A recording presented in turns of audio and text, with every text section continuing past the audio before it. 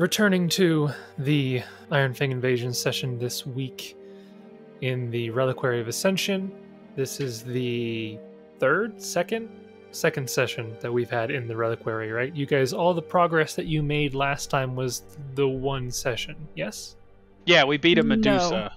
No. Yeah, right. The last time we beat a Medusa, I'm pretty sure. No, because remember, we came in here and we fought the Gugs, and then we ended, Jason, with the demon summoning circle. And then we had a second session, which was basically just fighting. That's right. And almost dying several times. Right. Yeah, it's been a while. I forgot that we picked up last session in the demon summoning. Yes. Yeah, that was you guys were in the middle of fighting a particularly powerful Gug that had summoned a bunch of minor demons, and then when it took some damage, it summoned a larger demon. And that battle was, it was pretty tough. I don't think anybody died, but everybody was close to dying. Yep. I think Gideon got to 0. Jessup definitely went down, down close. I technically didn't go down last session. That was the prior session. Yes. Well, you started down last session, so you didn't go back down. I don't know if this is exactly true, but I have the memory that I was disabled and went below 0 twice that combat. Yeah, it might have been. Well, I remember there was some shenanigans with you and Jason in the chat, secretly, because you were disabled and you were like, but if I do this, trying to get myself out of a bad spot, will I die? Will I go under? I don't know. It was using a swift action while disabled. Is that? Yeah. It's is that strenuous? Yeah. And it says in the rules DM discretion, so it's not like there's an explicit answer. The core rulebook says, just ask your DM, let them decide. The core rulebook says we couldn't be bothered to decide, so do it yourself. Yeah. Yep. But yeah, that was a particularly difficult encounter, and I knew it was going to be. That was one of the ones that I thought was going to be pretty tricky because the number of demons was a 1d4 plus 1, and I rolled max. And I was in my head, I was like, this could be kind of okay or very bad. But you guys managed to spend most of your resources to do it, but you managed to put down all of your enemies there, and casting some spells that I had not expected, like Dismissal or Dictum, I believe it was, to dismiss all of those demons, making the fight much more winnable. And after that battle, you all decided that it probably would be a wiser course of action to backpedal a bit and rest up rather than try to push on and get yourselves into more than you could chew. I mean, we're not backpedaling. It's kind of backpedaling. We just wanted to go to the spa, Jason, and you said we couldn't. We just wanted to go relax. I didn't say you couldn't. It was the dwarven woman who said you couldn't. No, that was definitely by your design. No, the dwarven woman was very distraught. I felt a lot of plot pressure that was, you really shouldn't probably leave. You should stay here for reasons that you just stay here, please. No, it was just the dwarven woman. I mean, I am bound by playing the characters as they should be played. Listen to this holier-than-thou speech. But yes, so you guys tried to leave, and the dwarven woman was not having any of it, and luckily Jessup prevented any of you from really being affected too much by her frightful wail or frightful moan or whatever the ghost ability there is. You mean the one where you clearly wanted Oran to run up and into the tunnel in the top corner there? Is that the one you're talking about? Actually, I'll tell you two things. One, I very much wanted you to run up there. 2, I rolled to determine who would go in what direction, and it happened to work out exactly like I wanted it to work out. It's fair. But after that, you all decided that if it was going to be that disturbing or problematic, that you would rest in here. There was some discussion about maybe dimension dooring out and then just pretending that you never did, but ultimately you decided to go into that side room and rest up. And then we ended the session with everybody kind of doing a little bit of something different. So that's where we will start back up in this session. We'll go one by one here. Gideon had gone outside of the room a little bit to commune with one or more of his deities or agents thereof. Kieran was, I think, just conversing with his summoned pseudo-dragon. And then Oran and Jessup were both inspecting the stone statue of the, who we know out of game is a soldier, but in game only Kieran is privy to that information so far. So we will pick that up. Josh, do you already have the questions in mind, or would you like me to go to the other people first? I don't have specific questions. It was more of just a flavor, commune, speak with them kind of thing. There was nothing plot relevant that I needed to know yet. Okay. Sounds good. Yeah, so you're out there doing your regular commune, and in lieu of questions, you're just saying like, hey, what's up? Well, no, the general gist is he's asking for basic guidance, although I suspect that none of them were here to know exactly what happened, but he's not asking like specific pointed questions that would help him too much. Right. Would that qualify, saying, how are you doing? Does that count? Yes. Can you no, say that? Unclear. You could ask, are you doing... Unclear. You could say, are you doing well? You could ask that. Unclear. Okay. Yeah, I guess that would work. Unclear. That'd be very hilarious. Could you imagine asking your gods, hey, are you doing okay? And they're like, not sure. yeah. You reach out to your gods and they have an existential crisis themselves. Like, I'm not doing great. I'm not doing great. About it. It's like, have you thought about what's after the afterlife? Like, is there 2 afterlives, or is that just the end? You know. So, moving over then to Jessup and Oran. So both of you were inspecting the body there. Is there anything in particular that you are looking for that you're interested in? No, just seeing if another spirit comes out, like the other one. So I guess the biggest thing is obviously we could tell that that's human, unlike the other one, which is a dwarf. Yes, so the couple of things you can say. So you immediately can tell that it is a human statue. It is not a dwarven statue. You can immediately tell that both of the legs are missing, which is concerning for, future survival. I mean, maybe they're not missing and maybe he is just a dwarf. You don't know. Maybe he just has really short legs. No. Nope. They're definitely gone. And when you're inspecting it, you don't see any sort of ethereal ghost form of this figure detached from the stone at all. It just seems like it's an inert statue, petrified creature. Oh, maybe because it's more wounded than the other one. Perhaps there's no spirit in this one. Yeah, it's possible. I guess. Kieran, did you say there was a spirit that talked to you on this one?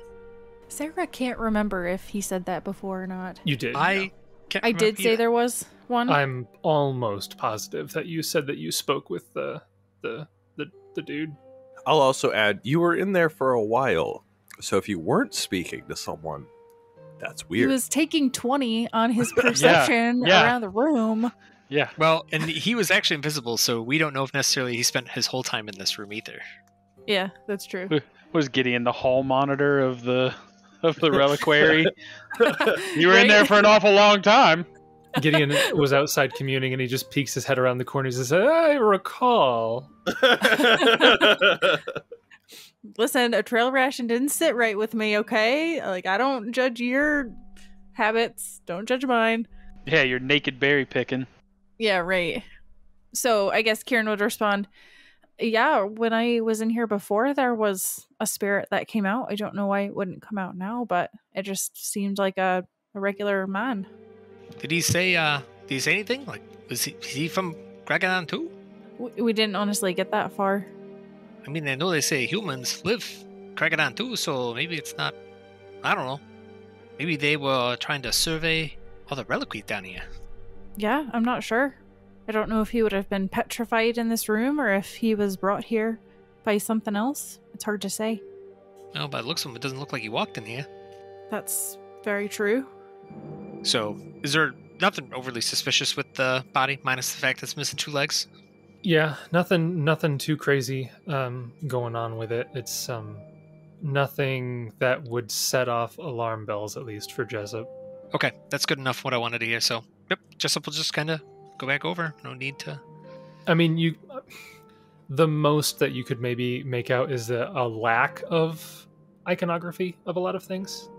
So, like, you don't see the sigil of, like, Kragadan anywhere, but you don't really see the sigil of anything else either. So that's the closest you could get to maybe being suspicious, but even that's not really... Well, I mean, I guess, so this is what I'm thinking as a player, that, you know, I have no reason to believe that they were Malthuni, trying not to metagame, but I don't want to come up and be like, oh, I want to check to see if they're Malthuni. So I guess it's just like an easy look over. It just looks like a normal human. Jessup knows there's humans in Kragadan. Yeah, there's no reason for me to assume anything otherwise. Yeah, there's like a pin that might have been some sort of like sigil, like maybe like a noble house type sigil, but it's faded and kind of scratched, so you don't know.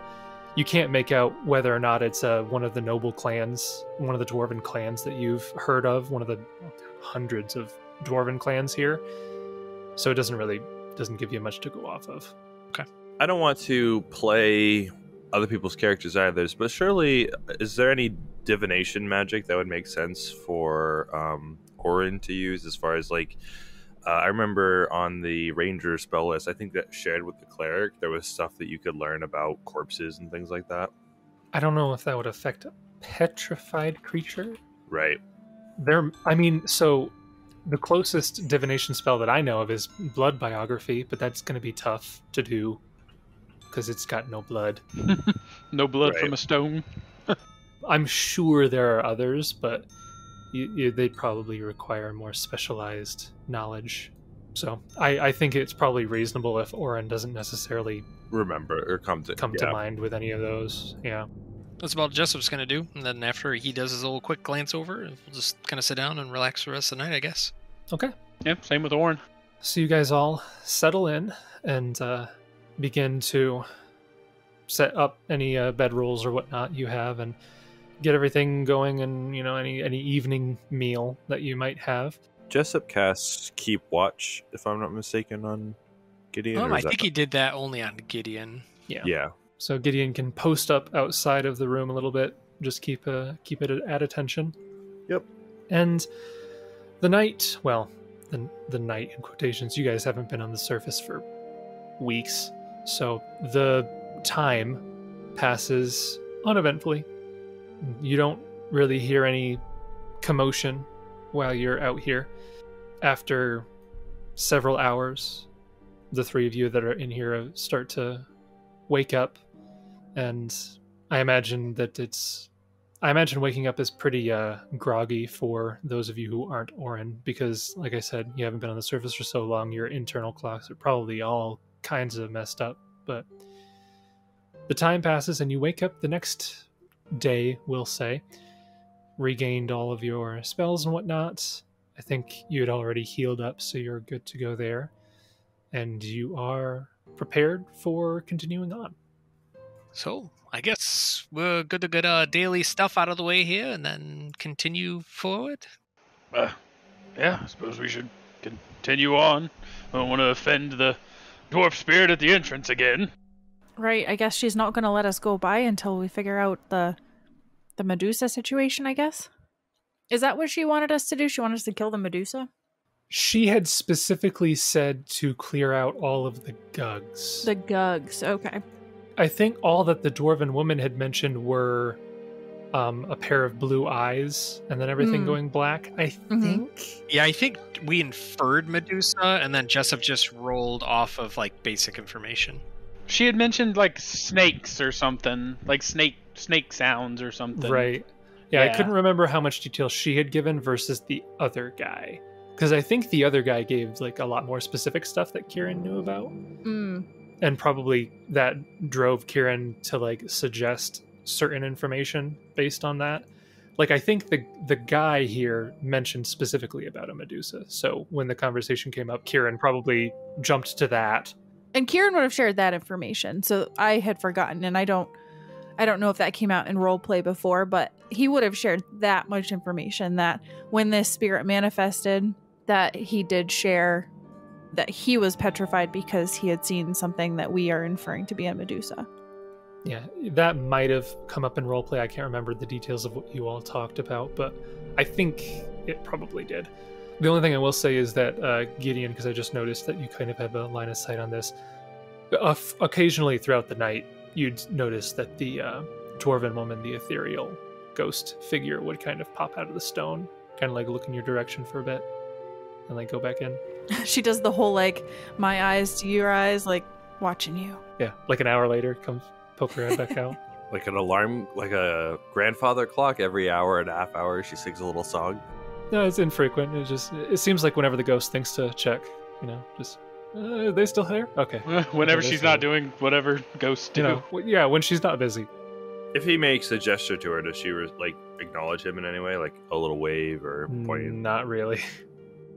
Yeah, you are up the next day, and you've prepared all of your spells and gotten everything around, and you are good to move on. So, what would you like to do? Oh, I still have my little buddy, don't I? My little dragon buddy. He'll be around for like 11 days, I think.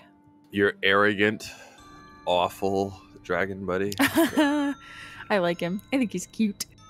I mean, if you were part dragon, he'd like you too.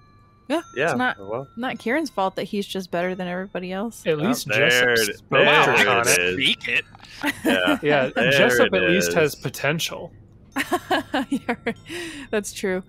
So I guess in the morning, as everybody's kind of getting around and trying to decide what we're doing, Kieran has been watching the statue for most of the night, and I know he didn't have keep watch on, but he probably didn't sleep super well because he's just restless about everything that's happened. But I think he would suggest that we really only have one way to go. We don't know of any other way to get further into the reliquary, so I think that we'll just have to continue through that tunnel where we fought the big gug and into the next room that Jason had wanted us to run blindly panicked into the night before. Of course. Okay. So as soon as everybody's done their, what is it, your deific obedience and prepared your spells, then I guess that's what we'll end up doing. All right. So whenever you guys are ready, go ahead and move yourselves up to where you were before. I'm revealing that room as we speak. I did cast Dark Vision, so Gideon and Jessup have Dark Vision for a while. And Oran, I benefit from half of your suffering. Excellent. I'm just saying you're way more than 50 feet apart right now, though. Oh, I'm getting there. Hang on.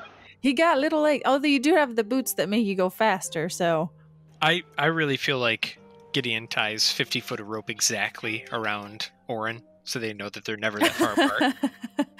I will never leave you, dwarf. that would be annoying, not gonna lie. An engagement toe ring. Oran doesn't have many spaces for toe rings left. Just saying. I hate it so much. Run out of toe ring space. He's had that many people give him a toe ring? Yep. Pretty popular guy. Oh, Kieran, I just have to tell you, we need you. So if anything would happen, go fast. Just cast Anticipate Peril. Ooh, cool. Thought you were going to cast Haste. That's what I said too. No reason. He just becomes Sonic the Hedgehog. I know. I just start casting Haste all the time. Just like Tourette. It just comes out now. Yeah, just to make sure that we're not mad. Haste! Okay, I got it. Haste! Preemptive haste. The best kind of haste. So you guys approach this room up here at the end of this tunnel with all of the different fungi in the water that's pooling on the ground, getting back to the actual dwarven stonework of this reliquary. And you see, as you look into this room, jagged red inked script covering the walls of this stone mausoleum. A snaking cavern that you've just entered through crumbles through the wall right here at the end. And you can see a small, strangely organic-looking pillar in the center of the room, supporting what looks to be a gruesome stack of finely preserved human faces. But are there any legs in the room? If you look closer, the small, strangely organic-looking pillar appears to be a leg. Oh, no. They put the faces on the leg? Yes, and that reminds me, I forgot to mention this because it wasn't in the flavor text right away, but that Gug that you fought before was in fact wearing a human face. Like a mask, like a stone, or like a flesh? Like a human-looking face? Or like a dwarven face? Would we have been able to tell? Okay, so as part of the ceremony, it wears the skinned face of a human over its own. Oh dear, that's keeping awful. This face and others fresh with repeated castings of gentle repose. So these are fresh human faces. Why in the world would they want to... Oh, that's just right. That's just vile. It's part of the ritual, you just got to do it. Oh, no. All right, so I guess we can slowly move into the room, perceiving there doesn't appear to be anything hostile or moving in this area. Just the red script on all the walls and the obviously petrified leg and human faces in the center, but otherwise nothing seems to be going on here. Yeah. And Kieran will move into the room and look at the walls. It's probably the same language as before that he couldn't understand that was in that other cavern. What languages do you speak? I only speak Goblin, Draconic, and Common. Okay, it looks like a different language, but it's not one that you speak. Okay. It's not. I think it was Aklo before. It is not that. Okay, but Jessup can speak Aklo. Did you say is that actually Aklo? It is. This is not. So Jessup, you can read it. It is Undercommon, and it looks like the script on this wall here written in Undercommon consists of mostly translation notes. It looks like maybe the Gug was trying to translate Dwarven texts, as well as adding in some shorthand notes for the demon summoning ritual. So it looks like this was just I guess what you would say, like in all those professors. It's like a study. I guess you could say the study where they have all the writing on the wall and all that stuff. Usually that's like mathematical formula, but this... So any magical auras that linger or exist? No, not in this room. You don't detect anything, really. I want to inspect the gruesome display. How are they attached to the leg? They're just on top of it. It's like they're just, draped on the top of it. You could brush them off easily enough. They're not... Yeah, I think he would use his glaive and kind of just not touching them, brush them off. Okay. But again, can we tell if these are also human faces? Yeah, they're all human faces. I guess that Gug could just pick whoever wanted to be every day. That's really creepy. Yeah, I don't like that. But the bigger question is, these are a lot of humans. Do you think they could have been... I'm not really sure why they would be in here. Now, did you say were they 2 legs or 1 leg? 1 leg. I would also like to point out that moving the faces makes a wonderful sound as they hit the ground. It's like a switch. Blat. I just wanted to make sure that you had that in your head. Thank you. I'm going to throw out there that I got home from work late, and I'm eating lasagna, and this is going super well right now. Wait, are these not made of stone, these faces? Oh yeah, they're skinned faces. Yeah, they've been gentle reposed, so they're freshly skinned faces. Yeah. Yep. Oh, gruesome. They're nice. Yeah. I feel like I'm eating what he's describing, and it's just not going over well. That's a really unfortunate timing. That's way more gruesome than I thought. Yeah. So, closer inspection of the bodies, does it reveal any mundane evidence or insignia or bodies? You mean the leg? There's just a leg. What about the faces? It's a leg. And faces. No bodies. There is a leg and then some skinned human faces. I hate this. Kieran is going to... Can't believe I'm saying this. He's going to put the leg in the bag of holding. Okay. Don't know how many times he'll need to do that, but he wants to Can you put creatures in the bag of holding? It's a petrified creature. Yeah, you can. Maybe you can't do it. Well, no, you should be able to. I know. I'm joking. Okay.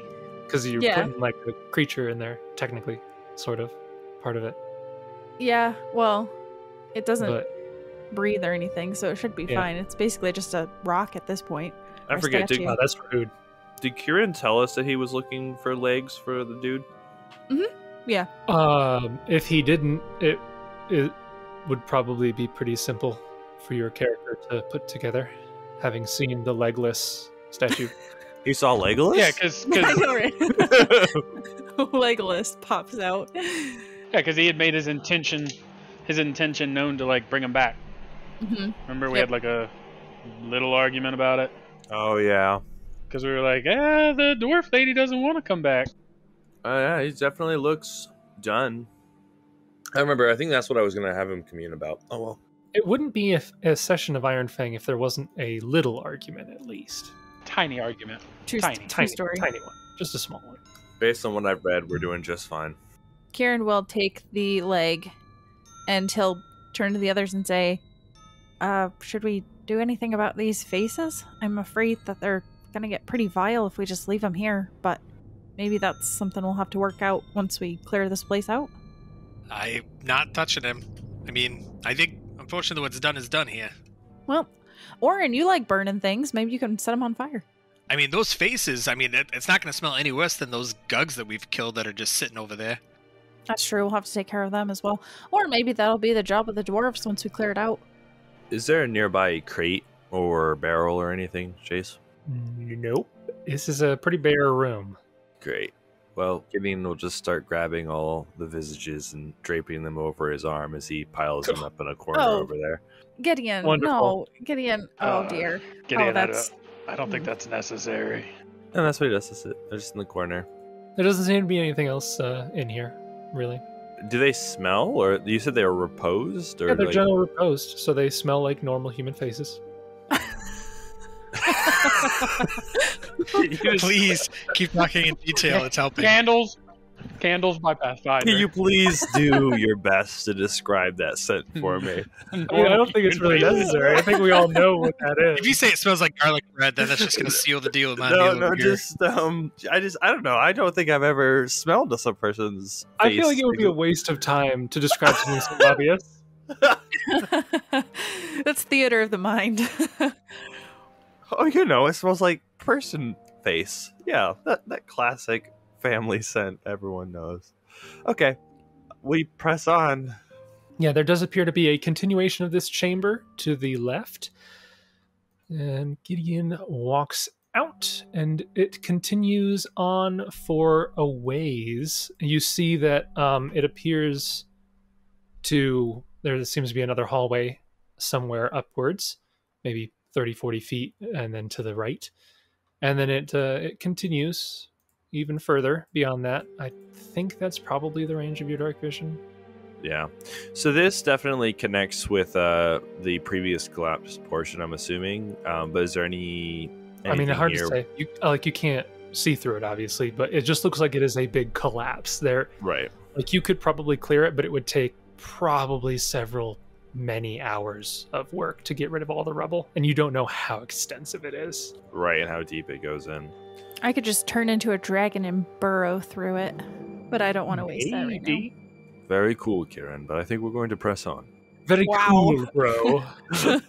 Neat trick, man, but we're gonna go the other way. All right, lead on, Gideon. And he leads on. Whoa, I think that's more than 50 feet. It went too fast. Never going more than 50 feet away from his good pal, Oran. As you guys start going down this hallway, let me describe what you're seeing here. This wide hallway stretches on for a little over 100 feet. You can see the debris from the collapse behind you, or to the south. And to the north, again, you see it turns off now that Gideon's a little bit further up. I can show it. Turns off to the northwest. Turns off to the northwest, and then about halfway up the hallway, there is another opening to the right, which I will show. You can see ends in a doorway. Frescoes painted into the plaster walls here depict a dramatization of the quest for Sky, with a dusky-skinned, red-headed dwarven man leading and assisting other dwarves through a variety of Darklands hazards. And as you guys walk past this fresco, you can see that it almost looks like it moves a little bit. And in the next moment, the axes and hammers and the weapons that are held by the dwarves in the fresco animate and leave the picture and begin to swing down all across this hallway. However, as all these weapons are colliding everywhere, they go straight through you, and you can see the sigils of Kragadan, the rings that you were given, are faintly glowing, and it's almost like all these weapons are just going completely through you without actually touching you. And you think that the rings that the prince gave you are protecting you from the dwarven defenses here. Pretty cool, man. Got the special rings. What's this? So, as you get past where this fresco is and you bypass the trap without needing to worry about it, you come across this large door here. It is golden brackets line the edge of this doorway. And at the top of it, you can see in Dwarven script, I don't know if Gideon speaks Dwarven, but as the others come up behind you, in Dwarven script, there is a plaque at the top of this doorway that says the Oran Store. I believe I'm pronouncing that right. Oran Store. A-U-R-U-M. Oran. Yep, that sounds good. What do you sell in the Oran Store? What are orams? Do you sell orams? I don't think it's an actual store. No, it's where you buy. Is Oran the plural of aura? Oram? They're little children of Oran. It's just little versions of him. It's little dolls of Oran. Yes, this Oram is obsolete gold. Interesting. Nice. So that's all it says. It's just the Oran Store. Yep. Okay, Pretty Kieran much. will cautiously move up and listen at the door for a minute or so. Go ahead and roll a perception. Okay, so that is a 26. Okay. Gideon, your detect magic doesn't get you anywhere. Okay. Kieran, with a 26, you don't hear anything on the other side of the door. Seems quiet. Does it appear like these doors have a locking mechanism, or is there like a keyhole or anything that looks like they do have a lock, but it's been busted. Oh, I don't like that. Did the Synod tell us anything about an Oram store in the Reliquary? I'm just forgetting? Or No. Nope. I mean, you know that this Reliquary was used as a vault for like multiple clans during the Quest for Sky. So like anything related to the Quest for Sky, so like families that took part in the Quest for Sky would inter like their treasures and heirlooms and sometimes even their ancestors in the Reliquary of Ascension. I don't know if I described this or I didn't and we forgot, but like in some of the encounters with the Gugs before, in some of these other rooms, the first 6 offshoot rooms from the main chamber, you would have seen like the remains of bones and such that you could assume the Gugs probably ransacked and started eating, you know, the remnants of people's ancestors sort of thing. That's just dishonorable. So Kieran would turn back to the others and he would say, I don't hear anything on the other side.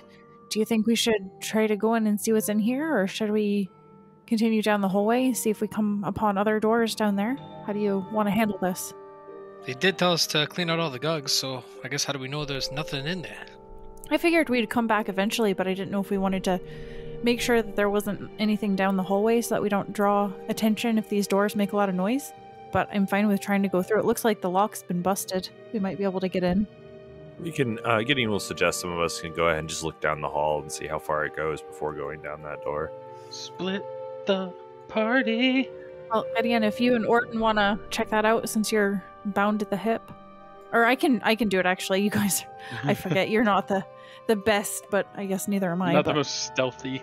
I'll say, like, you can see that much from, like, okay. So you can see that it's collapsed further down around the corner a little bit. It turns to the northwest, and it looks like it ends in a collapse, but there's another turn to the northeast that goes further. This is an absolutely massive map.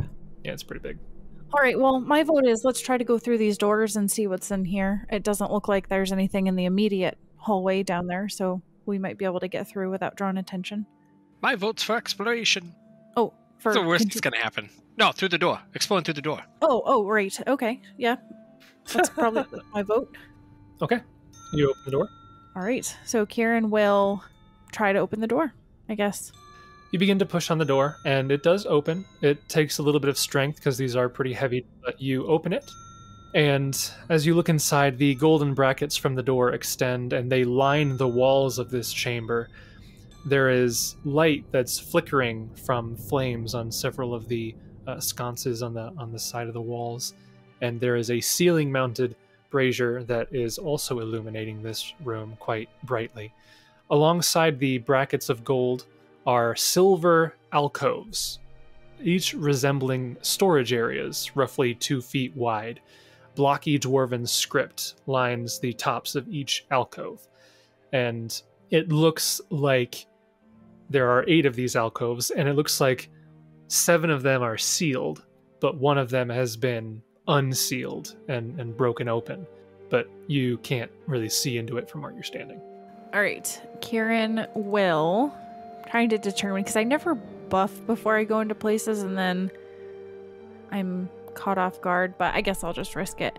As long as I know the others are kind of falling behind, I will step into the room, specifically searching for legs. Okay.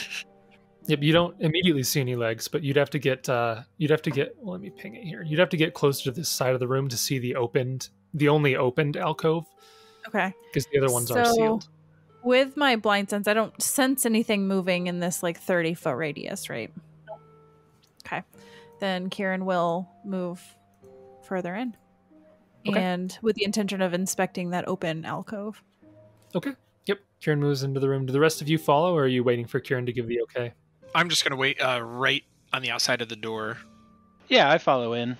Okay. So you guys are going in there, and you approach the unsealed alcove, and it looks like it's empty. Whatever contents used to be in here have been removed or stolen, or you don't know what happened to them, but it is empty. The only one that has been unsealed. The other 7 are still sealed. But other than that, you don't see anything in here. And if we spend 20 seconds detecting magic, is there any magical in here? No, you don't detect any magic in any of these alcoves. Okay. And you said these other alcoves are closed to the point where we can't see in them? Right, yeah. So imagine little 2-foot wide inlets into the wall with little chests in them that are sealed. Okay. So they're little, spots. So I'm picturing lockers, for lack of a better term, but I guess it's smaller than that. It's more just chests. Sort of like dwarven lockers, like foot lockers more so. Okay. And they all look like they are locked, but this one was forcibly opened? They don't look like they're necessarily locked. They're just closed, and they have it doesn't look like they have been opened. They're still sealed type of a thing. But it looks like the primary locking mechanism was the doorway that was busted open. I see. So if I were to cast open close on just one of them, would it open the chest? You don't know. They could be magically locked. Well, I'm trying that. I'm casting open close on one of them to see if it opens. Wouldn't detect magic tell if they were magically locked? It might, if there hasn't been a non-detection spell also cast. There are ways of making that not appear. You're not sure how extensive the defenses here are. Yeah, I guess I would do it because it's a close range spell, but I think I have enough space to do it on a chest that I think in case an arrow comes shooting out of the alcove, I don't want to be in the direct line of that arrow. So anticipating that it could be trapped when it opens, I would pick a chest accordingly. All right. Yep. You cast that spell, open close, and the chest footlocker alcove that you target does actually open. It appears that it is not magically locked or anything. But a few moments after you do that, you hear noises coming from either side of the room in relation to this map, to the north and the south. And the actual walls here begin to rotate. And as they rotate, they reveal 2 stone figures. No, because they're not actually combatants, so you don't need to put them anywhere. We'll just look at them and flavor. Yeah, totally just flavor. Yeah. I'm gonna put them. So there's one. There's another one. They're like dwarven samurai. They are, in fact, dwarven samurai. No. Are they? I thought you had me for a second. Wow. That one guy they look like arm wrestlers where like one arm is super beefy and the other arm is just not. But I guess it's just the way it's drawn, like raised up. As these walls rotate, revealing these stone golems, you get into a defensive stance ready for combat, but they don't make any move towards you. Like, they animate, and you can see that they like ready their own weapons, but it's as if they aren't detecting anything to attack. And again, your rings are faintly glowing. Yeah. Well, I'm glad they gave us these rings. They seem to be coming in handy in this place. Yeah, I'm just kind of curious about the denizens that are in this area. If they don't have any rings, how are they getting by all these traps? Well, maybe they ain't. Well, but that's another good question, though, is maybe that whoever got into this one alcove had a ring for some reason. I don't know why, but maybe there's something fishy going on here. But I wasn't in here to take anything. I just wanted to see if it would open. I can cast the cantrip again and have it close the chest. I just wanted to see if it was trapped, or could I get an idea of what's inside of it? Yeah, if you were to look into it, it looks like there are several gold ingots that are just kind of stacked on top of each other. And they look like they're all stamped with the seal of Kragadan on them. Okay. Yeah, Kieran's not in here to loot the place, so he would just cast close. It's got a bag of holding. No. Looks like Oran's still outside of the room a little bit. You might have a time. You might not have time. No. Kieran is still lawful. He's not going to pillage these. I suppose that's fair. Yeah, so he will turn back and say, I don't see anything in here that's of importance for what we need to do. There's no gugs in here, so I guess we could just call it good and avoid a conflict with these two nasty-looking guys. Anything else you want to see in here, Gideon? There's nothing, right, Jace? Nope, doesn't look like it. It's just these alcoves. Again, it looks like it was a storeroom of some sort. Kieran will try to make it look like it was when they came in, and he will just leave. As you guys leave the room, a couple moments go by, and you can hear sounds of movement in the room you just came from, and it sounds like they probably rotated back to where they were. I know some parties that would have a heyday in there, but not this party. Worst case, this will be plan B. If crap hits the fan over there, we run into this room, Kieran, you open a chest, and we'll watch those dwarven things go to work. That's a good point, Jessup. If we could lure something in here, then maybe they can take care of the problem for us. I 100% believe the gods will be on our side with this one. Yeah, I'm sure the creatures here aren't aware of them. Yeah. Well, you all are the religious folk, so I'll take your word for it. Gideon shakes his head, like, nah, we'll just go on. That's what it's got. Might you follow Abada? I mean, not religiously. Oh, okay. I don't mean to be rude, Kieran, but how else do you follow gods if not religiously?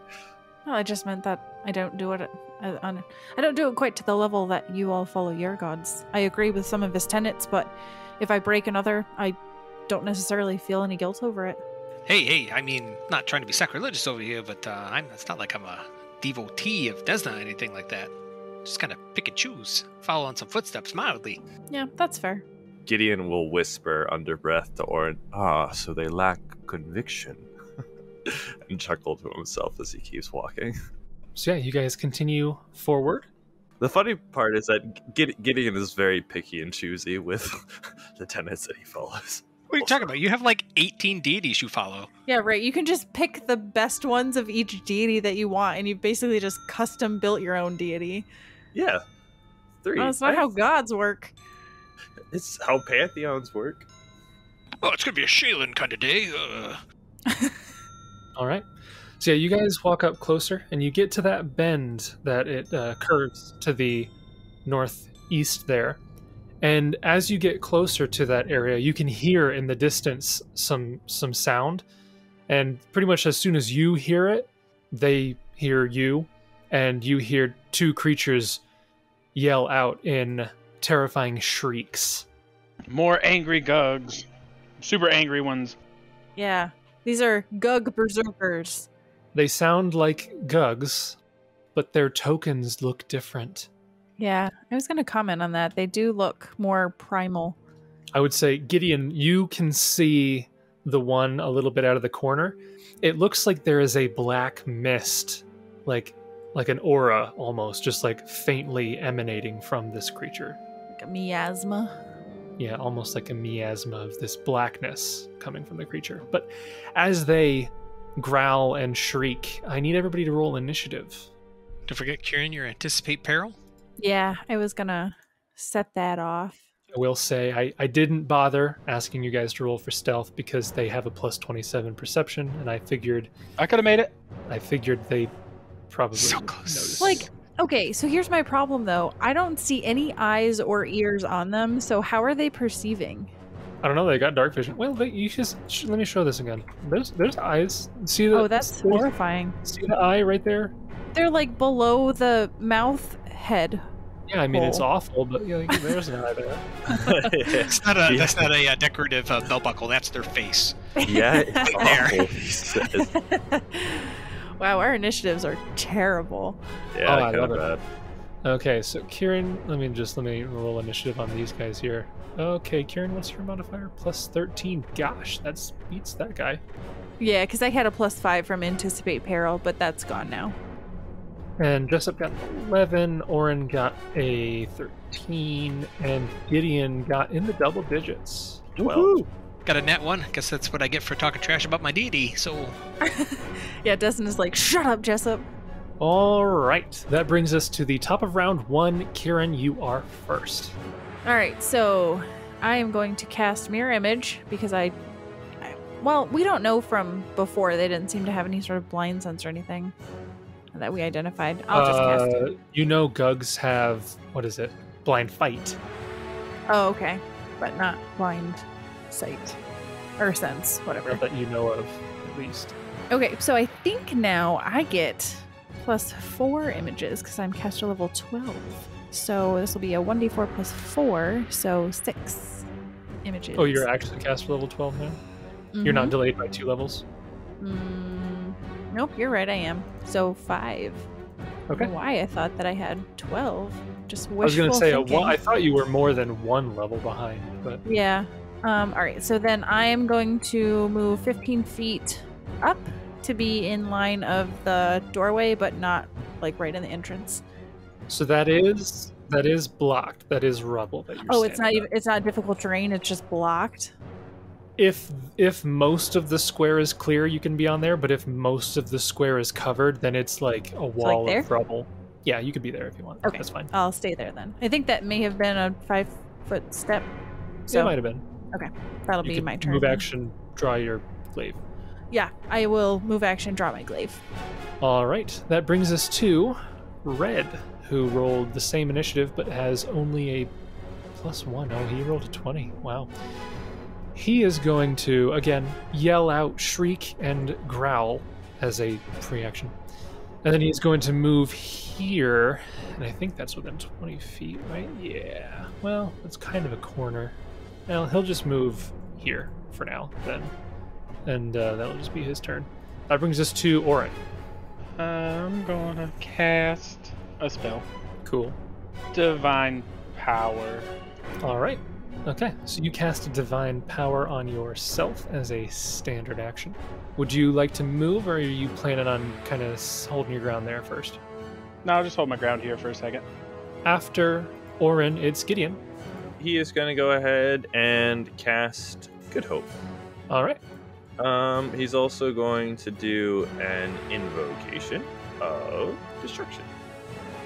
Okay. And then he'll... Can I stand here? Or is this one? That's mostly clear, so that's fine. 5-foot step there. That brings us to Jessup. I can't see what's going on, but something sounds pissed. All right, it's back courage. Do love me some inspired courage.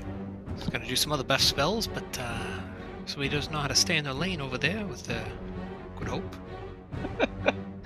It's fine. It's fine. We're just gonna get to the point where somehow Gideon's gonna learn to cast haste, and then just Jessup will be obsolete. No, I can't ever cast haste. Don't you worry. I wouldn't want to replace you. I just wanted to help you out, you know? Yeah, so then I think Jessup will take a So swift action, start performance. He's going to move action, pull out a bow, and move action, he's going to get over there to try to get line of sight. Okay. That brings us to the other Gug, who's going to move up to here to within range. And again, these guys have crazy range. He is going to, as a swift action, smite good. Are you good aligned, Gideon? I happen to be, yes. Okay, so you've been smited. So that'll be fun if he can hit. And he'll do one attack because he had to move up there. So he's got a good chance. That will be I think that'll do it. It's a pretty good roll. It's not a crit, but it's a pretty good roll. 38. Oh yeah, for sure. Not even close. So you will take 23 points of damage. That one is not as bad as possible. Yep, minimum damage there, but the smite evil, they might not have enough charisma to increase their attack rolls, but the damage rolls, that goes up by a lot. And that is its turn. Brings us to the top of round 2. We're back to Kieran. All right. Kieran is going to... I will move to be here. Can I hit them from there? Yes. Okay. And I will say that will not provoke because you're moving through Gideon. He's kind of giving you cover, so you're probably good. Okay. So then I will move there and I will make one attack with my glaive. All right. And that is a 40. Surprisingly, that will hit. Wow. That is natural 19, so wow. All right, that is a 16 damage. So I also rolled min damage. And there's nothing special about your weapon. No. But what invocation did you have, Gideon? Destruction. Destructo. Okay, that's not factored into my damage because I wasn't sure which one we had. So that would be, instead of 16 damage, it's actually 19 damage. And my glaive is just slashing. It's not any special material or anything, so... So, as you swing down on this creature, you do connect, you do damage it, but you feel like the black miasma around it is almost repelling your blade somewhat. Interesting. Okay, is there any sort of... You do draw blood, for sure, but... Is there any sort of knowledge check that I can do on these creatures? So, identifying the creatures would be a knowledge dungeoneering.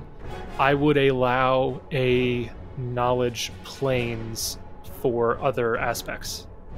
Okay, I don't have planes, but I did put 1 rank into dungeoneering this last level, so I will roll it and just see, probably just basic Gug stuff, but 26. Wow, now they're natural 19. That's scary. Yep, with a 26, these are definitely Gugs. There's definitely something unique about them, but they are otherwise Gugs. Okay. Is there anything specific you want? I just wanted to know, is there any sort of elemental resistances that they have from before that I just can't remember? You don't recall normal Gugs having any sort of resistances. Okay. I mean, they have immunities to like disease and poison, but... Okay, but nothing like the babaus. The previous Gugs that you fought did not have any sort of... Well, I don't know if you hit them with any elemental stuff. Well, yeah, I don't remember. Yeah, the previous Gugs you fought didn't have anything like that. All right, fair enough. I think that is my turn. Okay. That brings us to Red, who's going to step up. And I think he might have to use the lunge feat, but I'm pretty sure 20 feet, yeah. So he will use the lunge feat to extend his reach a little bit more, and he'll full attack. Yeah, it wouldn't know any better. It's going to smite good, but it's not going to work, is it? Nope, I'm not very good. Yeah, they don't have any sort of detect alignment, so it's just going to... It's going to smite good, but it's not going to have any effect on you. So there goes that once per day ability. Okay. For the bite, that is a 25. Yes, that will hit. Yes, that will hit. And you've got 6 images? 5 images. I have 5 plus myself, so a d6. So roll 1d6. A 1 hits you 2. So there's an image. Okay. 1 claw. That's going to miss with a 19. Yes, but that's exactly 5, so I think another image goes. Okay, yep. Just double check that it's not within... Well, within 5 would count. By 5 or less. Okay, so yeah, so... Yeah, yep. Next claw. That is a 20. Also within 5. So I rolled a natural 2 and a natural 3 just then. So that was good. Yikes. All right, so still another image goes. That one's better. 27. Yep, that hits. So D3. now I'm rolling a D3 now. Cool. 1. That does hit me. So you do take 11 points of damage. Okay. And then the final claw, much, much better, 30. Yep. So I'll roll that again, and it hits you. Oh, another 1. Darn it. So this time you take 9 points of damage, but because 2 of the claws did hit, it does get to rend. Good grief. Dealing another 14. Okay. And that'll be its turn. Which brings us to Oran. From Oran's perspective, he just sees super long arms. Right. Coming out of nowhere. Arms. Yeah, just noodle arms rending people. Right around the corner, like a horror movie. I am in a pickle. Yeah, sorry, I did move right in front of you. I didn't think about that. Yeah, it's okay. You can move through me, but I guess you wouldn't necessarily know. I don't know. Does lunge apply to attacks of opportunity as well? I think it's like power attack. I think it stays on. Stays on. Yeah. Yeah. Well, sometimes you gotta risk it. I'm going in. He'll move in. All right. That will provoke from both of them. I don't want to die. So we will do blue first, I guess. That is a 34 to hit. Yep. And red is a much worse 24 to hit. No. Okay. So blue hits you, and you have not been smitten. So you take... So I'll split this up. You take 4, Gideon takes 4. Okay. And that's it from their attacks of opportunity. Would he take and rend if he was hit by a claw from each of them? No, the same creature's got to hit you. Shame. Fun idea, though. Shame. It's real shame. And then he'll try and smack the blue one. Okay. Ha! Okay, 38 will hit. 21 points of damage. 21. And nothing super fancy about your weapon? It's quaking. That's about it, yeah. Yep, again, so you hit this creature, you definitely draw blood, it does react to the attack, but some of that cloying black mist seems to repel a bit of your force. Oh, sugar snaps. I should have cast a spell before I went in there. Well, too late now. You live and learn. Brings us to Gideon. Gideon's going to swift action, heal up a bit. Okay, heals 4-7. And then he's just going to move in. Okay, that will provoke from both of them. Maybe. Yeah, it does. Yes, your 7 acrobatics fails to surpass their CMD by a lot. Yeah, sure. So, blue first, that's only a 25. Misses. And red, that's 32. Hits. Red did not smite you, so you only take minimum 8 points of damage from that attack. So there goes your lay on hands. Yep, and he'll attack blue. Okay, roll to hit. Ugh. 23. That will unfortunately miss your target. You go to strike it, and the black mist just bounces your weapon right back. Don't like that a whole lot. That brings us to Jessup in the back there. Oh, you didn't have to say it like that, but tactfully move up. You get the sense that a clear line of shot would be kind of difficult with how many people are in the way. Yeah. So instead, we are going to maintain performance. All right. Cast haste. Might as well, right? All right. Haste has been casted. So was that a 5-foot step move? Yeah, I think I only... okay. Yep. Maybe I moved 10 feet. I didn't know if it was 5-foot step or not. I think I moved about 10. So, yeah. Stay there. To move further in or not. No, because I don't think there's anything else I want to do. So okay. Just maintain performance, cast haste, just moved up a bit. Just kind of hopefully wait for a line of shot. For now, we'll just kind of patiently wait. Okay. That will bring us to the blue Gug, who is going to step back, but kind of has to attack Gideon. There's not really many other targets here. I mean, maybe arguably Oran, but he's kind of between a wall and Gideon, so that would be a tough one to hit. So he's going to full attack Gideon first attack probably misses with a 26. Yeah, that misses. Yeah. A natural 2 will miss on the first claw. 27 will probably miss on the second claw. Misses. Third claw is a miss with a lower number, and then the final claw is a 33. It'll hit. Okay. So you take 9 points of damage. You're very lucky there. It wanted to continue its smiting attacks against Kieran, but that's not going to happen. So that was red that attacked me?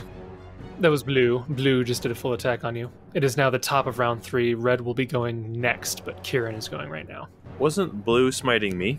I think red tried to smite you, because blue went first. So blue was the first one, or wait. You have it backwards. Am I wrong? Yeah. I think because red was the one that lunged and smote. Right. I think I got it backwards because I wanted to attack Kieran, and I got them mixed up. Right. So it should be more technically damage. You would have taken 15 more damage from that, but 15 on top of the 9.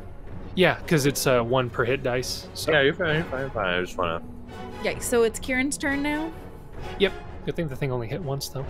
Yeah. Oh my goodness. Okay. Not ideal where I'm at right now.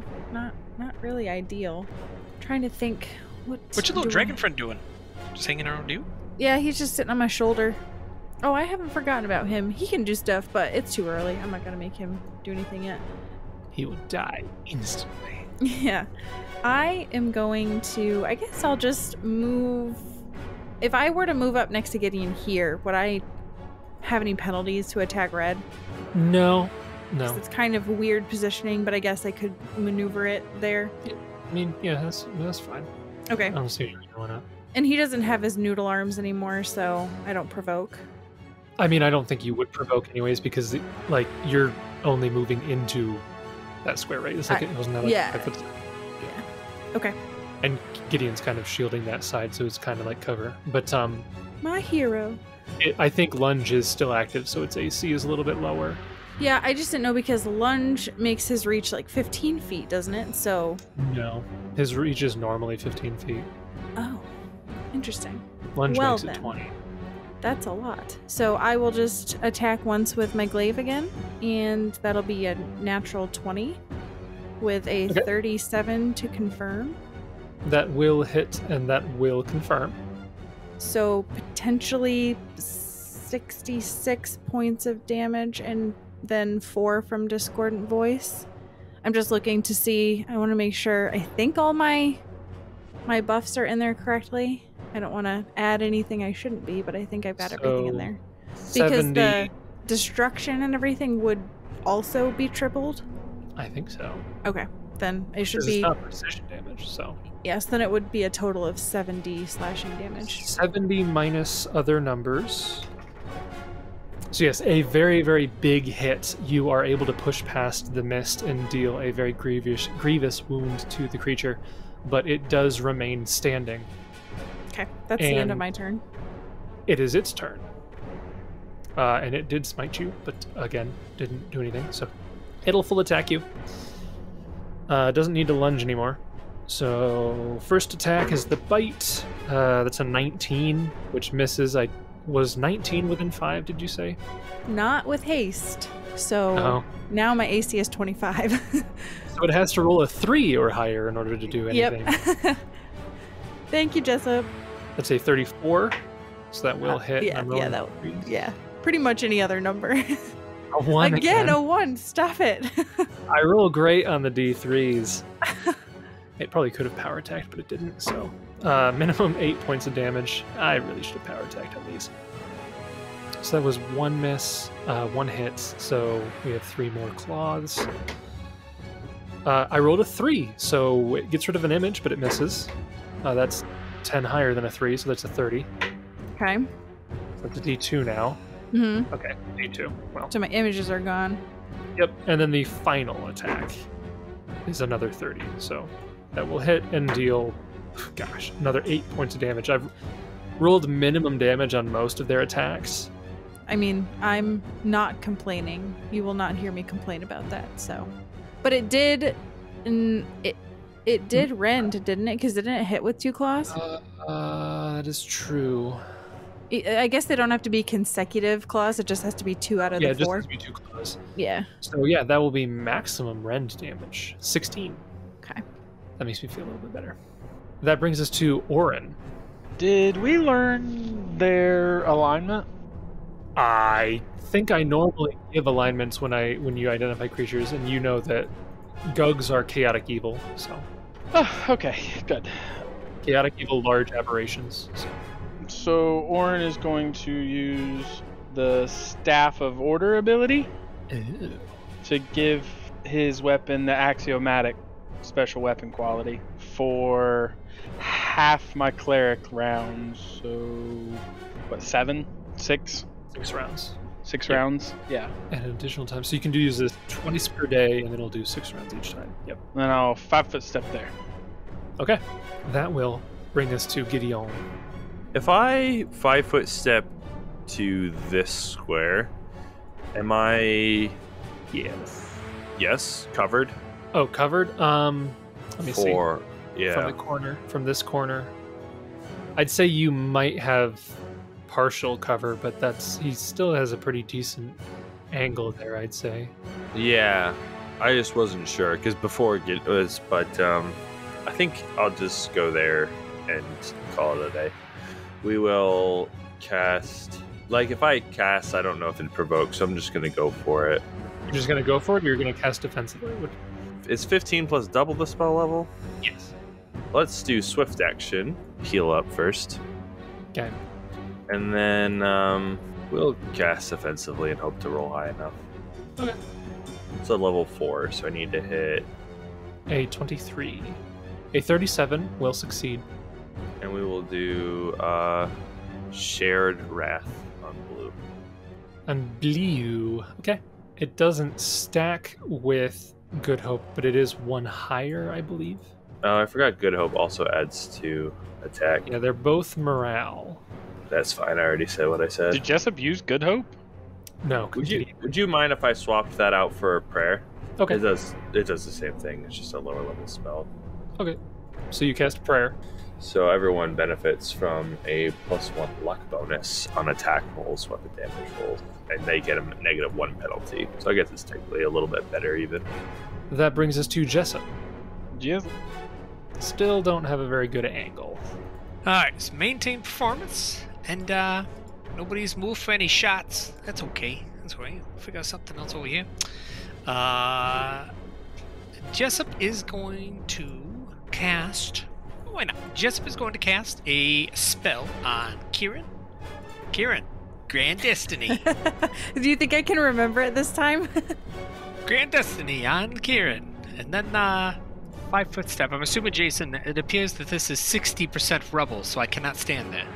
That space, I'd say that space... the one you're pinging? Yes. That one, probably not. That does look about 60%, yeah. Okay, I'll move up here instead. That's okay. Okay. So, standard action, cast a spell, maintain performance, it's free action, 5-foot step, no move action. I'm good.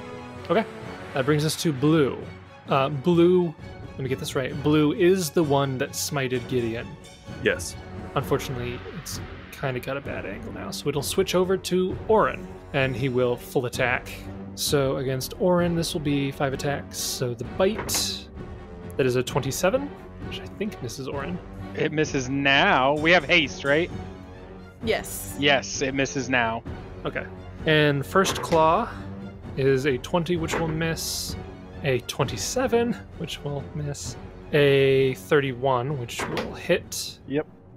And then a 27, which will miss. So look at me. Look at me. A lot of I am the tank now.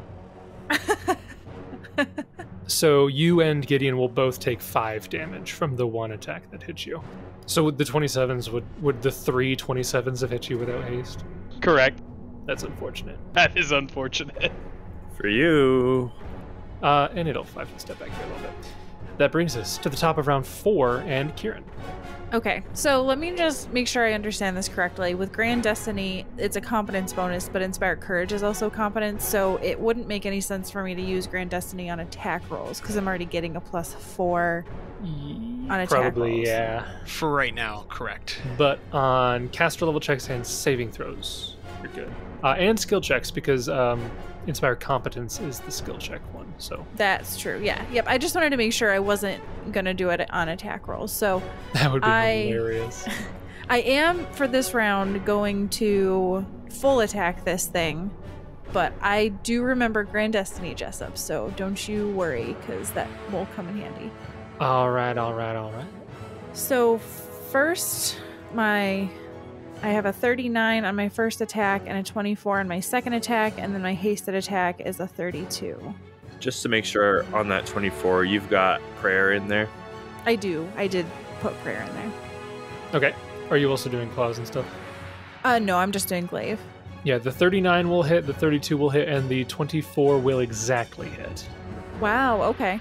So then there would be 3 discordant voice rolls from Jessup, but then we have 21 minus DR, 24 minus DR, 28 minus DR, and then 8 sonic. The last one was 14 plus 4, so 18 on the last one total. I'm sorry, 18 plus 4 would be 22. Yes. All right, the last attack, it had 14 hit points, and it takes 22 damage and goes down. Okay, I was hoping for that. I'm sorry, that was the wrong one. I was doing all that damage to blue. Oops. All right, belay that. It's fine. Red's fine. It's never felt better. Let me just add all that damage to red. Are you sure? Because red was the one that had gotten critical, so it had. Oh, because blue had been hit by the other guys, so. Oh, I see. Okay. So no, yeah, we're good. All right. Well, then I'll 5-foot step, and that's He my actually turn. kind of just brought them both to even hit points, more or less. Okay. So he is still alive? Yeah, he's still alive because that damage was on the wrong. Okay. Well, then I will not 5-foot step. I will stay where I'm at. Yeah, they're both still alive. They've both taken a beating at this point. It's just that those last 3 attacks I put on the wrong guy. Okay. All right. That's my turn.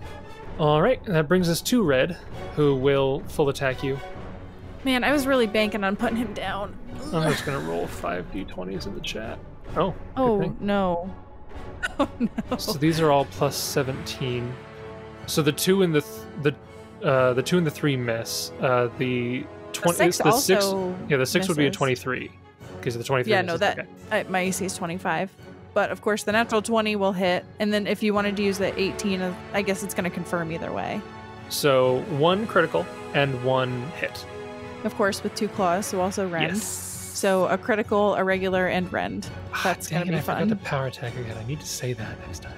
This thing knows you're easy to hit. It would definitely power attack. I keep forgetting. Why am I easy to hit? It's missed a lot. I mean, it's gotten rid of an image and hits you on anything higher than a 3.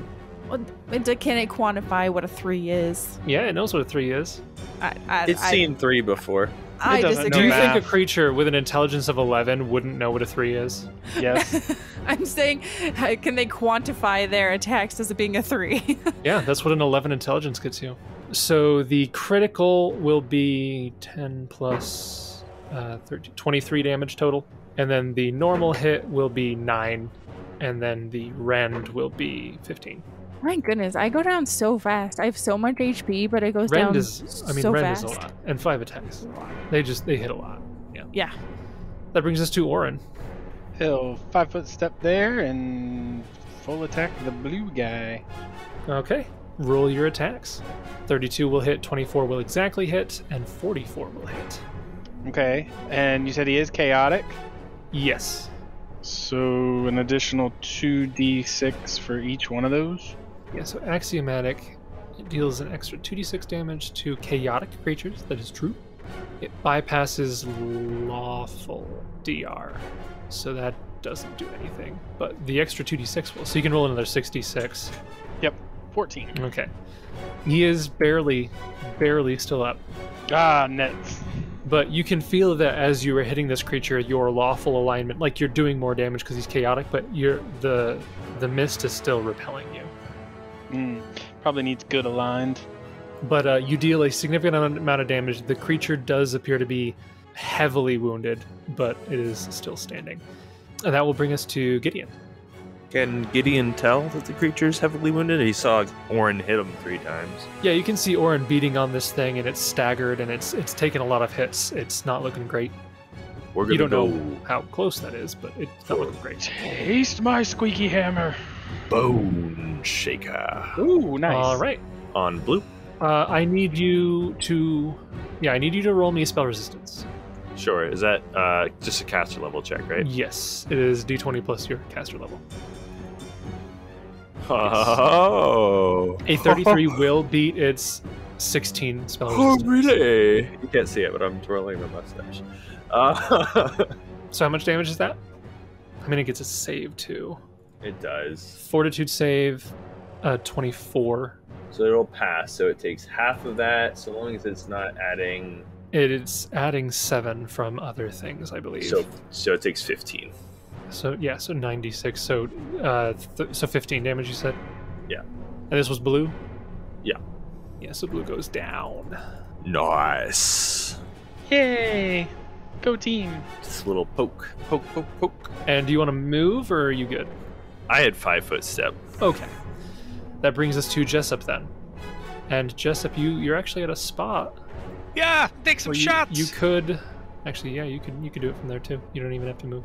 Really. Nope, I ain't gonna. So Jessup is going to free action maintain performance, swift action arcane strike, standard action put it down. Hey, I like that. I like that confidence. Yeah, standard action put it down. The second roll is going to be a crit. What? Okay, I was going to say, you said standard action. I didn't know if there was something that stopped you from full attacking or if that was a... Oh, sorry. Full attack action is my standard action.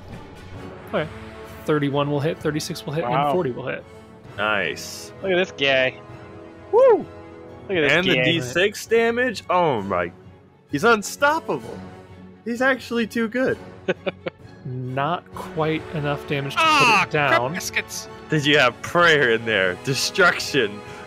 Good hope. Point blank, arcane strike, it's fire courage. Prayer, good hope, destruction. It's close. You're just a little bit shy of Kieran's damage there. That's sad I did not have haste clicked, but it's only to attack, not damage anyway. So. Yeah, it's only, yeah. All right. That brings us to the top of the round, and it's Kieran's turn, so...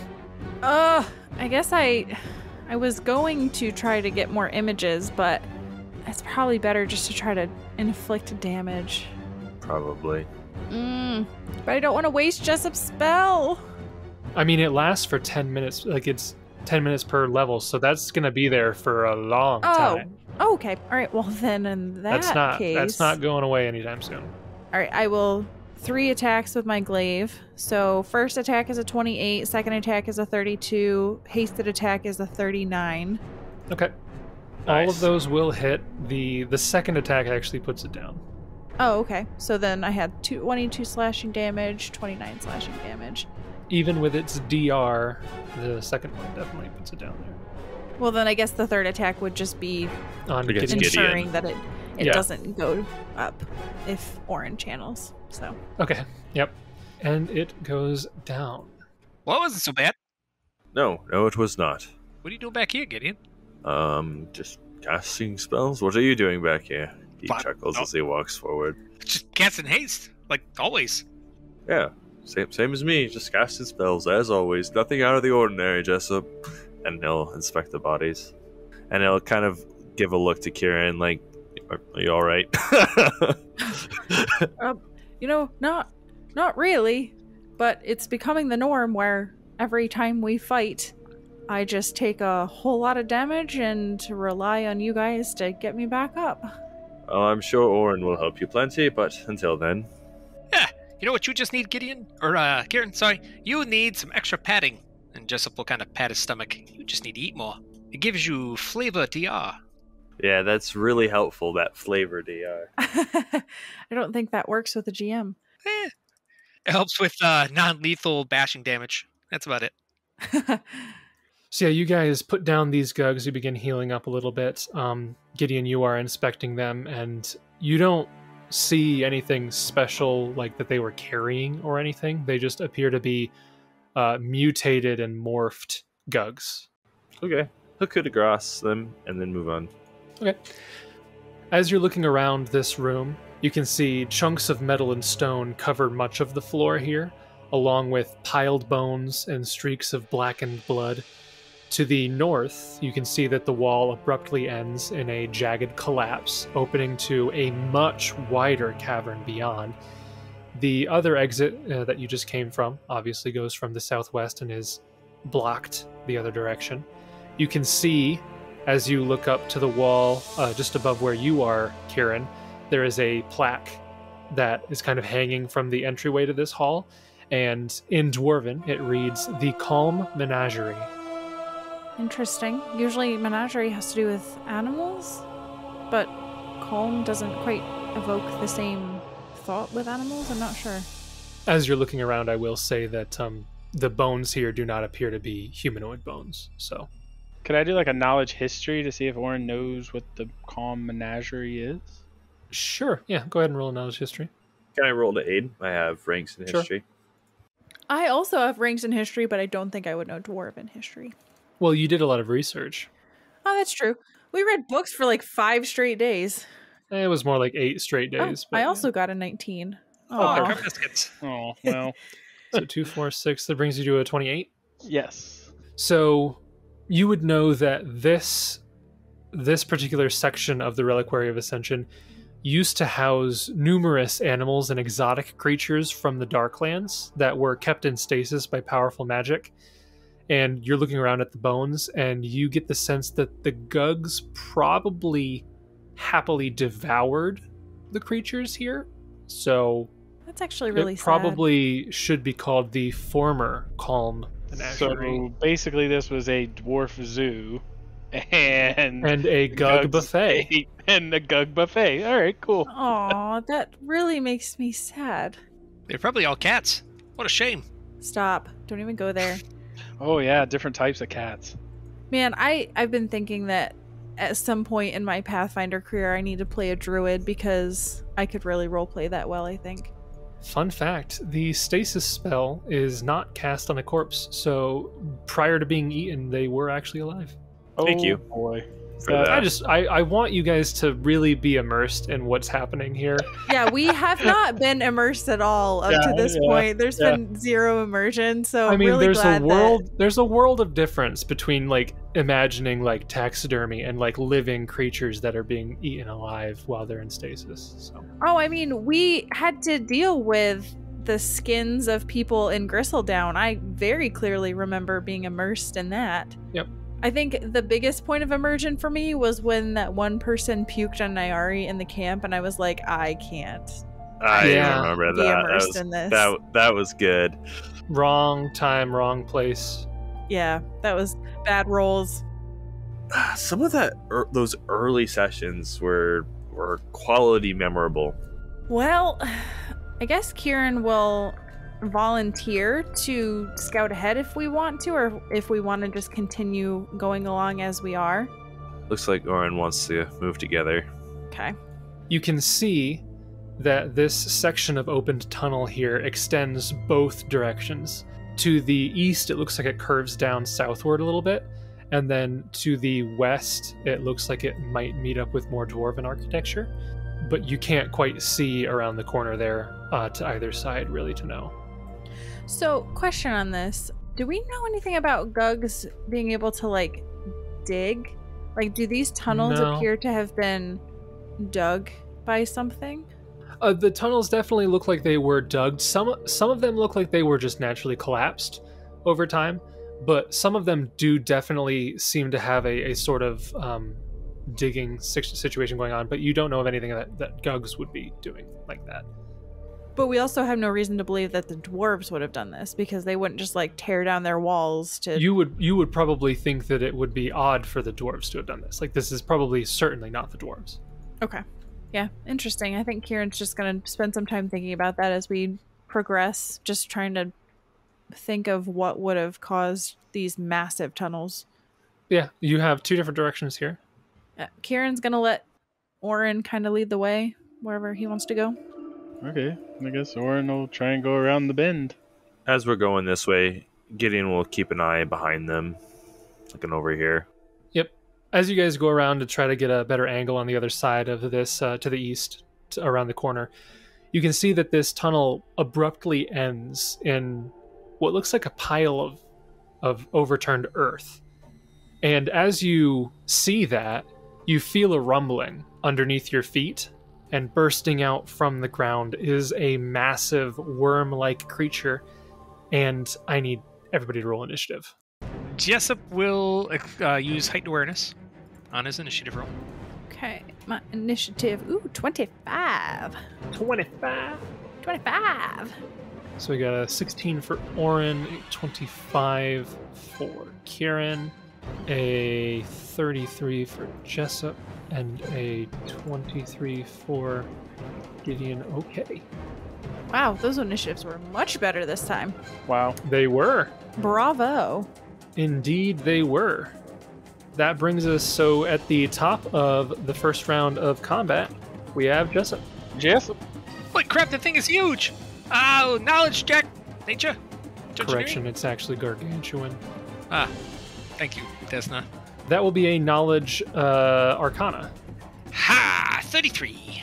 With a 33, you identify it and get 2 pieces of information. So this is a enormous worm covered in dark purple plates of chitinous armor. Its giant tooth-filled maw is the size of an ox, and it is known as a purple worm. It is a neutral, gargantuan, magical beast. And again, you have 2 pieces of information. I'll go with immunities.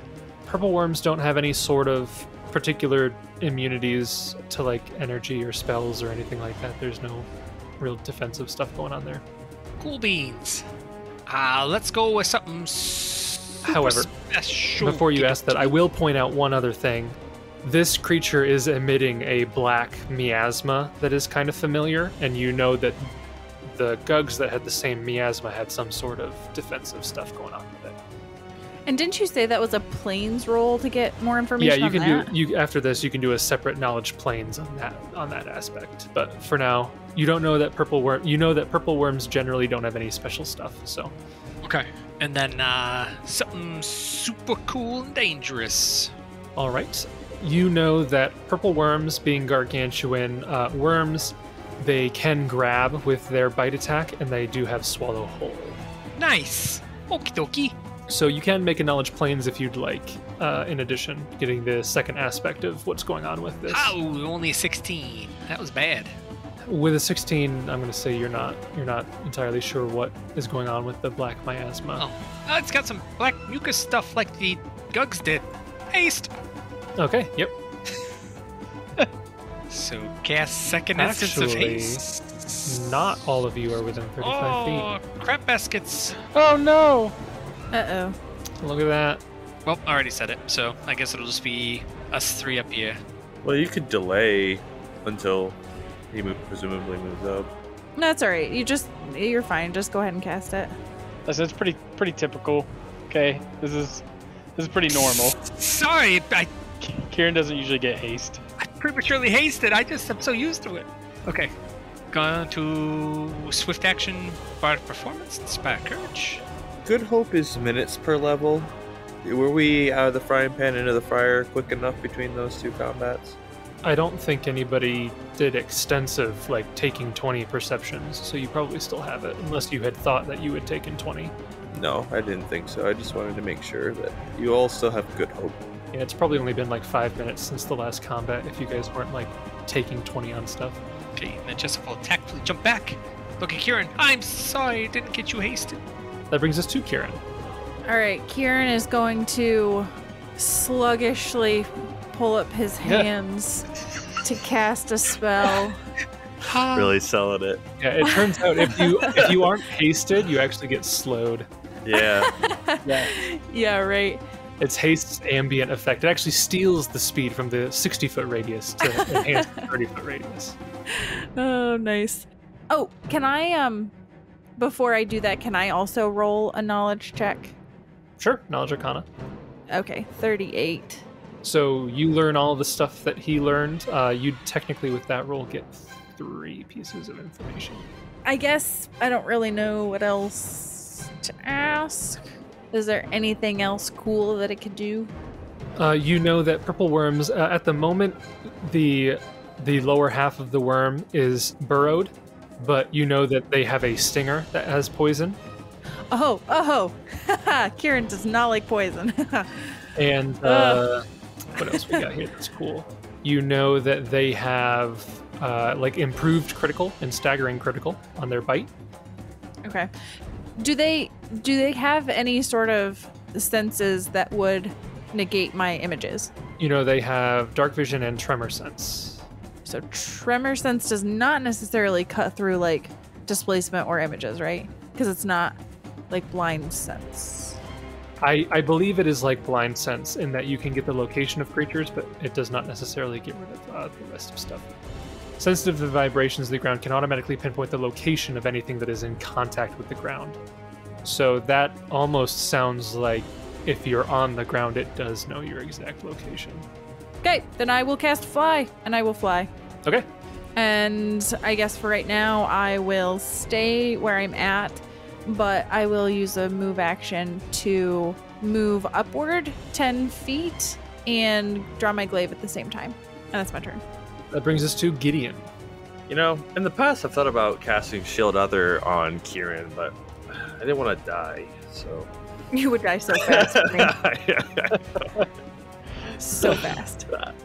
We'll go ahead and cast Divine Weapon, making it flaming. Hopefully it doesn't have energy resistances. And we'll do an invocation of destruction. Get some. Do you have knowledge planes?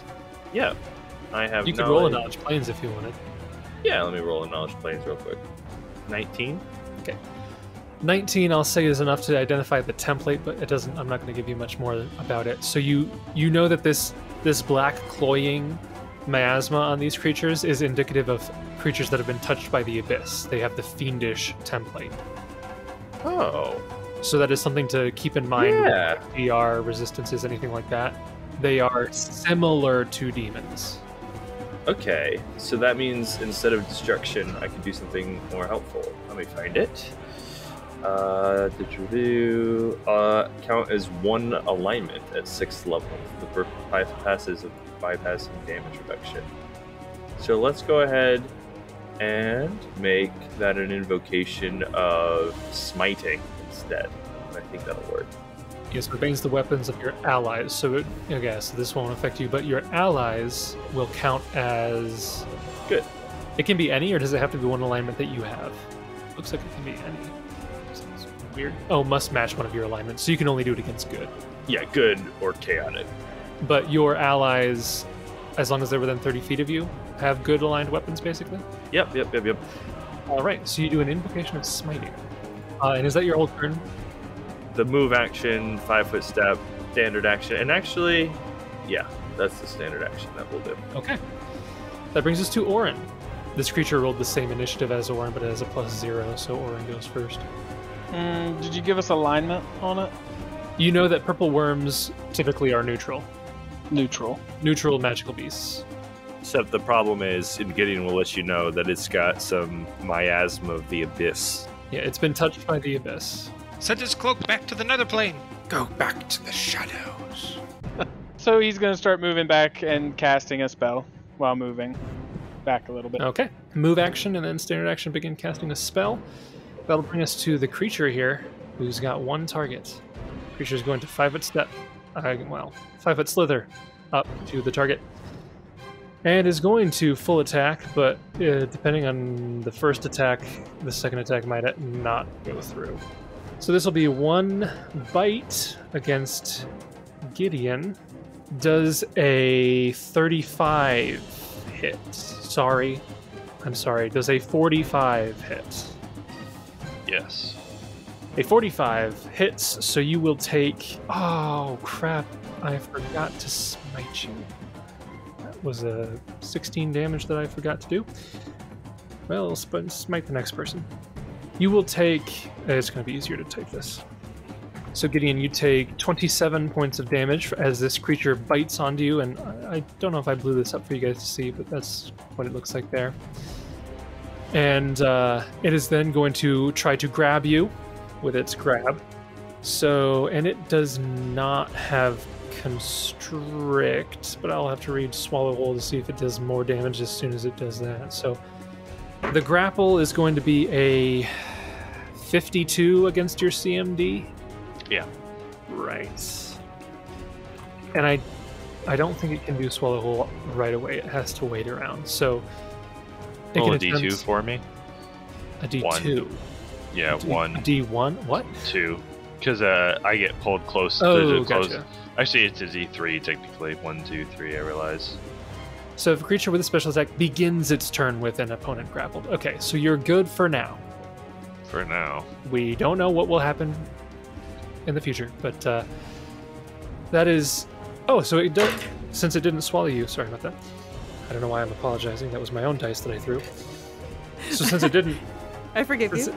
Since it didn't swallow you, it will actually sting you. So the stinger... That's crazy low rolls. That's only a 28. No. So that will miss, unfortunately. So you are good to go. Top of round 2. Jessup, you are up. You can see that Gideon is grappled by this creature. Half of his body is in its mouth. Is he on the ground or up in the air? He's on the ground. Oh, okay. So Jessup he's hasted, so we got some movement. Jessup is going to cast a spell, and then he'll run over. Look at these two. I'm going to 100% regret this with his southern accent for some apparent reason. And then he'll run up to Gideon and release the charge of freedom of movement. Oh, that's very helpful. So when it goes to maintain the grapple on its next turn, it should automatically fail.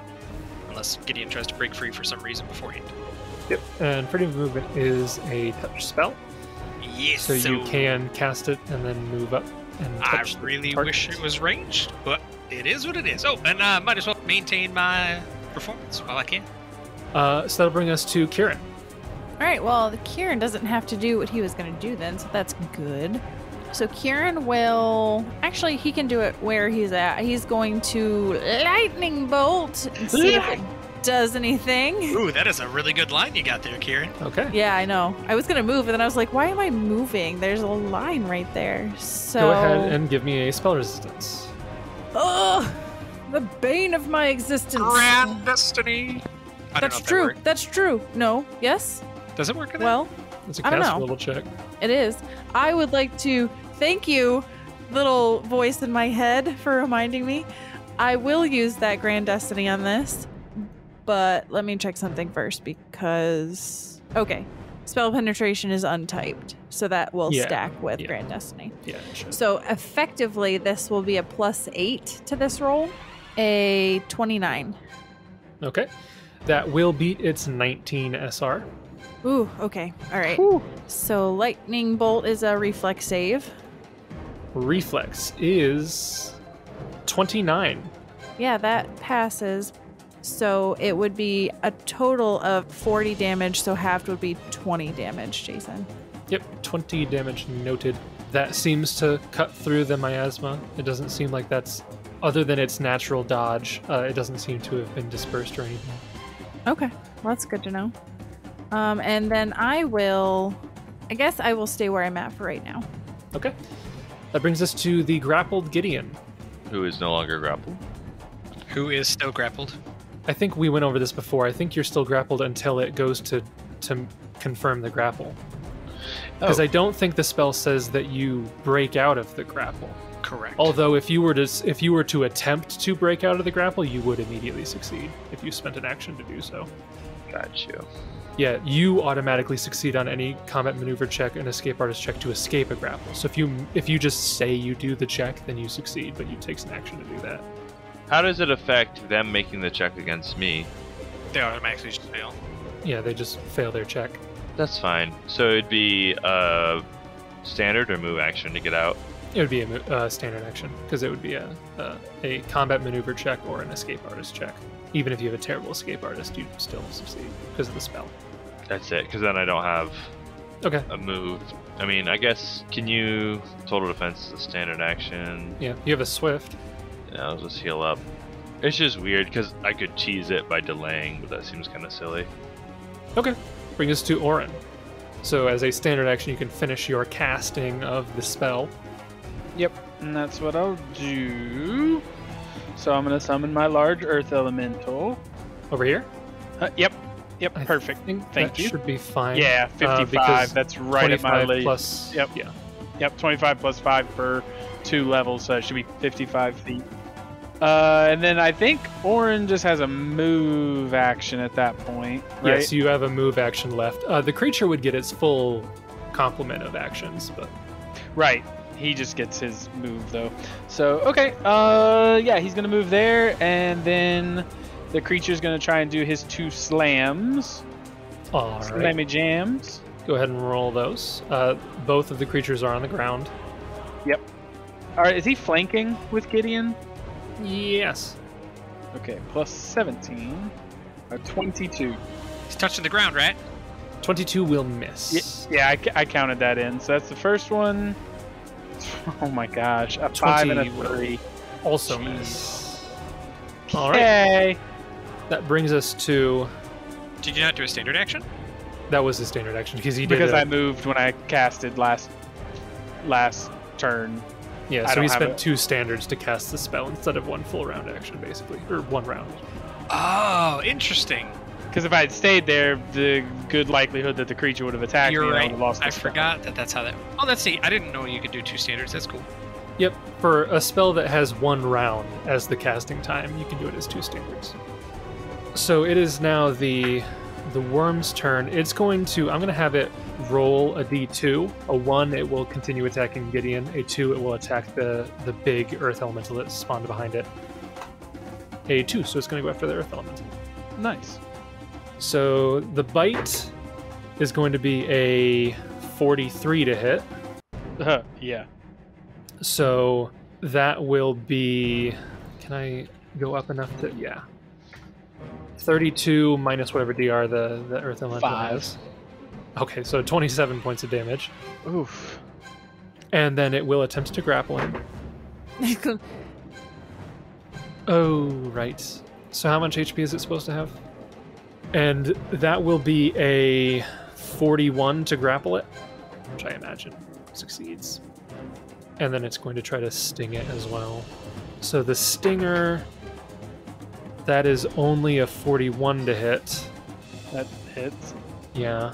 So that'll be another, so 17 damage on that one. Oof. And if I'm not mistaken, elementals are immune to poison. I don't know. Its immunities are elemental traits. Immune to bleed, paralysis, poison, and sleep effects, and stunning. I figured as much. So the poison has no effect on the thing that is just made of stone, and that will be the worm's turn. Top of round 3, we are back up to Jessup. Okie dokie! Jessup is... He's actually going to drop performance, but it's shall linger. And Jessup will... I don't know what its reach is, so... It's currently grappled, so... How is it grappled? Oh, it's grappling it's grappling the rock elemental, so technically, yeah. Neato. So Jessup's going to just move over yonder. With the move action, he'll pull his bow out, and then he will take 1 shot at it. Okay. And I'm firing into melee, right? You are, but I'm pretty sure that if it is, like, since it's 3 size categories larger than any of you guys, I'm pretty sure you're fine. Okay. And I'm assuming I am within 30. Oh, yeah. So, swift action, arcane strike, point blank shot, haste. Not that that matters. Oh, it does technically. All right, let's just go 1 shot. Yeah, 30. 30 will hit your target. 17 damage. What's that? 7 damage. And then my discordant voice. Oh, no, wait. Take that off. Take it off. Of course, I rolled a net, or a 6. I dropped performance. Yep, it looks like that arrow is... Oh, wait, no, you have... you're good, so actually... You're good. Wait, why am I... Wait, I'm confused. It's because smiting. I did an invocation of smiting, so your weapons bypasses DR. Yep. Oh. So your attack cuts through the miasma, because it is a good weapon. I'm all-powerful Jessup. Next up, it is Kieran. Okie dokie. Decisions. I don't want to go through all of my spells. So I will try a Scorching Ray this time. Okay. That'll be spell resistance for both of those. Okay. For all 3 of them. Do you get 3 yet? That's a good 11? question. 11th caster level, I think, is when you get 3. Yeah, I do get 11th. 3. You get 3. Yeah, cool. Fire them off. 3 spell resistances. I still have Grand Destiny for 2 more rolls. I believe it's 4 in total at my level. 4, okay. I'm going to double check for you. So I would like to use both of those on these if I can. Okay. So this will be another +8. So That'll do it. 34 and a... Do you always fail on a natural 1 for a caster level check? Ah, that is a good question. Because with a +8 it would pass, but I don't know if you fail on a natural 1. Sir, it is 4 at level 16, so I lied. It's only 3 or 15. It says you cannot crit on a skill check, caster lex, dispel check, or initiative. So you should be okay. Yeah, that makes sense. Like if you can't critical on it, then why would you critically fail? So you can't fail. Right, but this 3rd roll I can because I don't have it anymore. It really only applies to 3. I think Jessup said he could do it 3. At 15th level, he could 4 times. So this last one. Yep. Yeah. So this last one will be just +4. Yeah. 27. So you're good. 27. Okay. Yeah. Go ahead and roll damage on all those. All right. I think I need to roll touch attacks first. Okay. What? Well, technically, I rolled a natural 1. I could fail. Yeah. So yeah, the first one is a 28, and then a 36, and then a 23. Its touch AC is 4. So. All right. Let's see if this worked right in the chat. Okay. Yeah. So it's not gonna do it the way I wanted it to. So the first one's 15. Yeah, the first one is 15. So that does not appear to do anything. Nice. The second one is 19. Yes. 19, and then the last one is 17. Okay, so the last 2 looks like they did a little bit. Okay. But not much. The cloying miasma seems to disperse the fire quite quickly. All right, that's my turn. Okay, that brings us to Gideon. Gideon, you are not grappled. Cool. But unfortunately, your weapons don't count as good. No, but I thought that there was a way that I could make them count as good, but I'm not finding the ability. It's only for super cool omdura. We'll do Divine Might anyway as a swift action. I just could have sworn that I had a way, and I will find it after the session and get mad about it. That's okay. All right, so you swift action, do that, and then we'll full round attack. Okay, roll your attacks. And I'm flanking, so I have that programmed in there.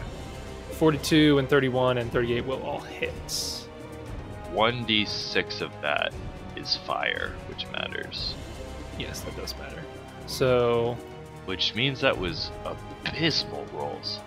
That's your turn? Yep. Brings us to Oran. So he's all grapple-appled? Yes. Is he still able to attack when grappled? Yeah, you can still attack when grappled. It's just that you take a -2 penalty on attack rolls, I believe. A -2? Yes, I believe that is the case. Basically, he just loses the flanking bonus then. Yep. A 30 and a 19. The 30 will hit. Hey! 2d6 plus 7. Or plus 8, technically, because they're on the ground. Yes. 17. All right. With his stone fists. And is Oran able to see, like, how this creature's looking? Like, is it pretty well beat up, or I do, like, a heal check to see? Like, it's been hit a lot, but it's a gargantuan creature, so it seems like it's probably mostly fine. Like, it's definitely taken quite a bit of damage, but, like, compared to its size, it's still okay. Alright. He's gonna use Destruction. Okay. So that is a Fortitude save. And it does have spell resistance, so... Yes, so go ahead and roll that. 21. 21 will beat the SR19. So it gets a Fortitude save. 26. Nuts. So it does pass. So instead it will take 10d6. 42 points of damage. That's not any sort of energy type. That's just straight, flat damage. Yeah. No. Just damage. All right. You call down destruction upon this creature, and it does considerable damage. It is still up, but pretty decent damage. You want to move? Nope, I'm good. I'm good. Okay. I'm gonna stay where I'm at. It's the creature's turn. It's going to try to swallow whole the dude. Well, in my mind, I imagine it, since it's the one that like burrowed the tunnels and stuff, it eats earth, and it just sees the earth elemental as a tasty snack. Yep, that'll be a 45. Yeah, that'll succeeds. So the that probably kills it. Yeah, the damage is going to be 30 minus DR, so that's 25 damage. I think that's does it. Just enough. Yep, just enough. 1 point. Yep. 1 point over. So that means he's pops gone. out of existence. And that'll be its turn. But I'll take the grappled condition off of it. And that'll bring us to top of round 4, Jessup. Yeah, I'm going to have it maintain, linger for the second round. Swift action, arcane strike. We're just going to go all out. Get it. 3 shots. All right. Listen, Jessup's become a threat in his own right these days. I mean, he's no slouch with that bow. The 38 and the 36 will hit, but the 21 will miss. So that's 33 total damage. Sure. All right. It's still up, but you do cut through its DR. Jessup doesn't need to move. Jessup's good there. All right, guys, I can feel it. It's almost down. Brings us to Kieran. Okay, Kieran is going to cast Magic Missile at the creature, and we'll see what this does to it, if anything. Yep, that'll be spell resistance. Yeah, sorry. So a 23. Yes. Okay, 17. I guess, do I have to roll 5 times, or it's just one missile that deals? That would be annoying, so I'm going to say no. Because technically I do have 5 missiles. I think technically by the rules, yes, but Yeah, actually I read that the other day, weirdly. Rules that Justin knows. Yeah, actually you're supposed to roll every single missile individually, which is crazy, but... I would miss twice, Jason. Don't you have +4 with those, or? I do, but it's yeah, but 14. Oh, sorry, I would miss 1. So you can give it back 3 hit points because my second missile did not bypass its SR. All right, I just got those 3 hit points back. Now and we lose. That seems to have been effective. Yeah, those cut through. Yeah, there's a force damage. So. Okay, and then I will. Well, why not? I will quicken it and do it again. Okay.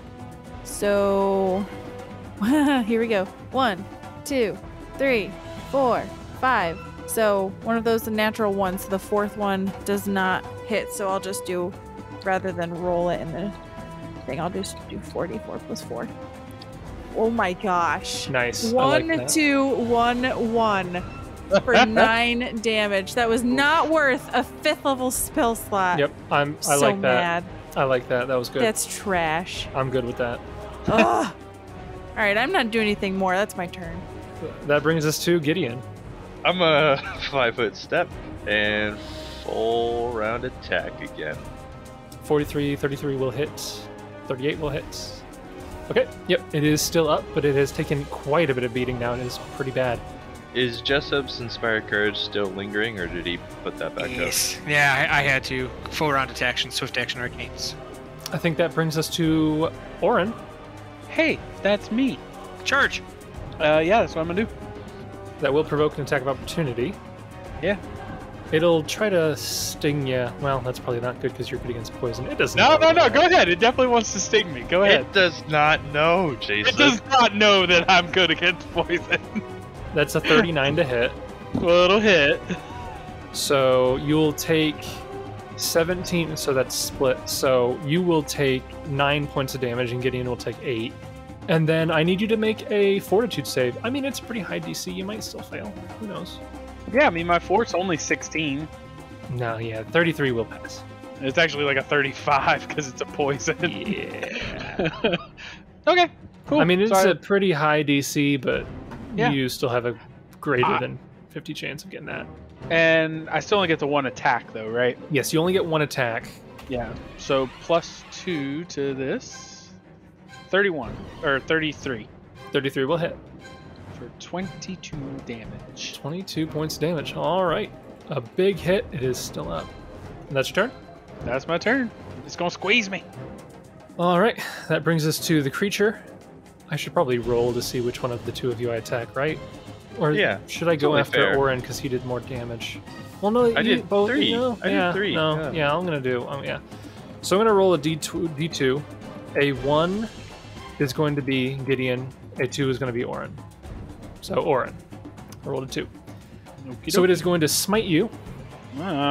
Swift action smite, which this creature actually does have a charisma bonus, so it does get a +1 to hit against you. It is going to power attack. So that's a -5 but a +1, so it's 4 less than the actual number. Okay, I know the number. That is only a 33 to hit Oran. Yeah, it hits. Okay.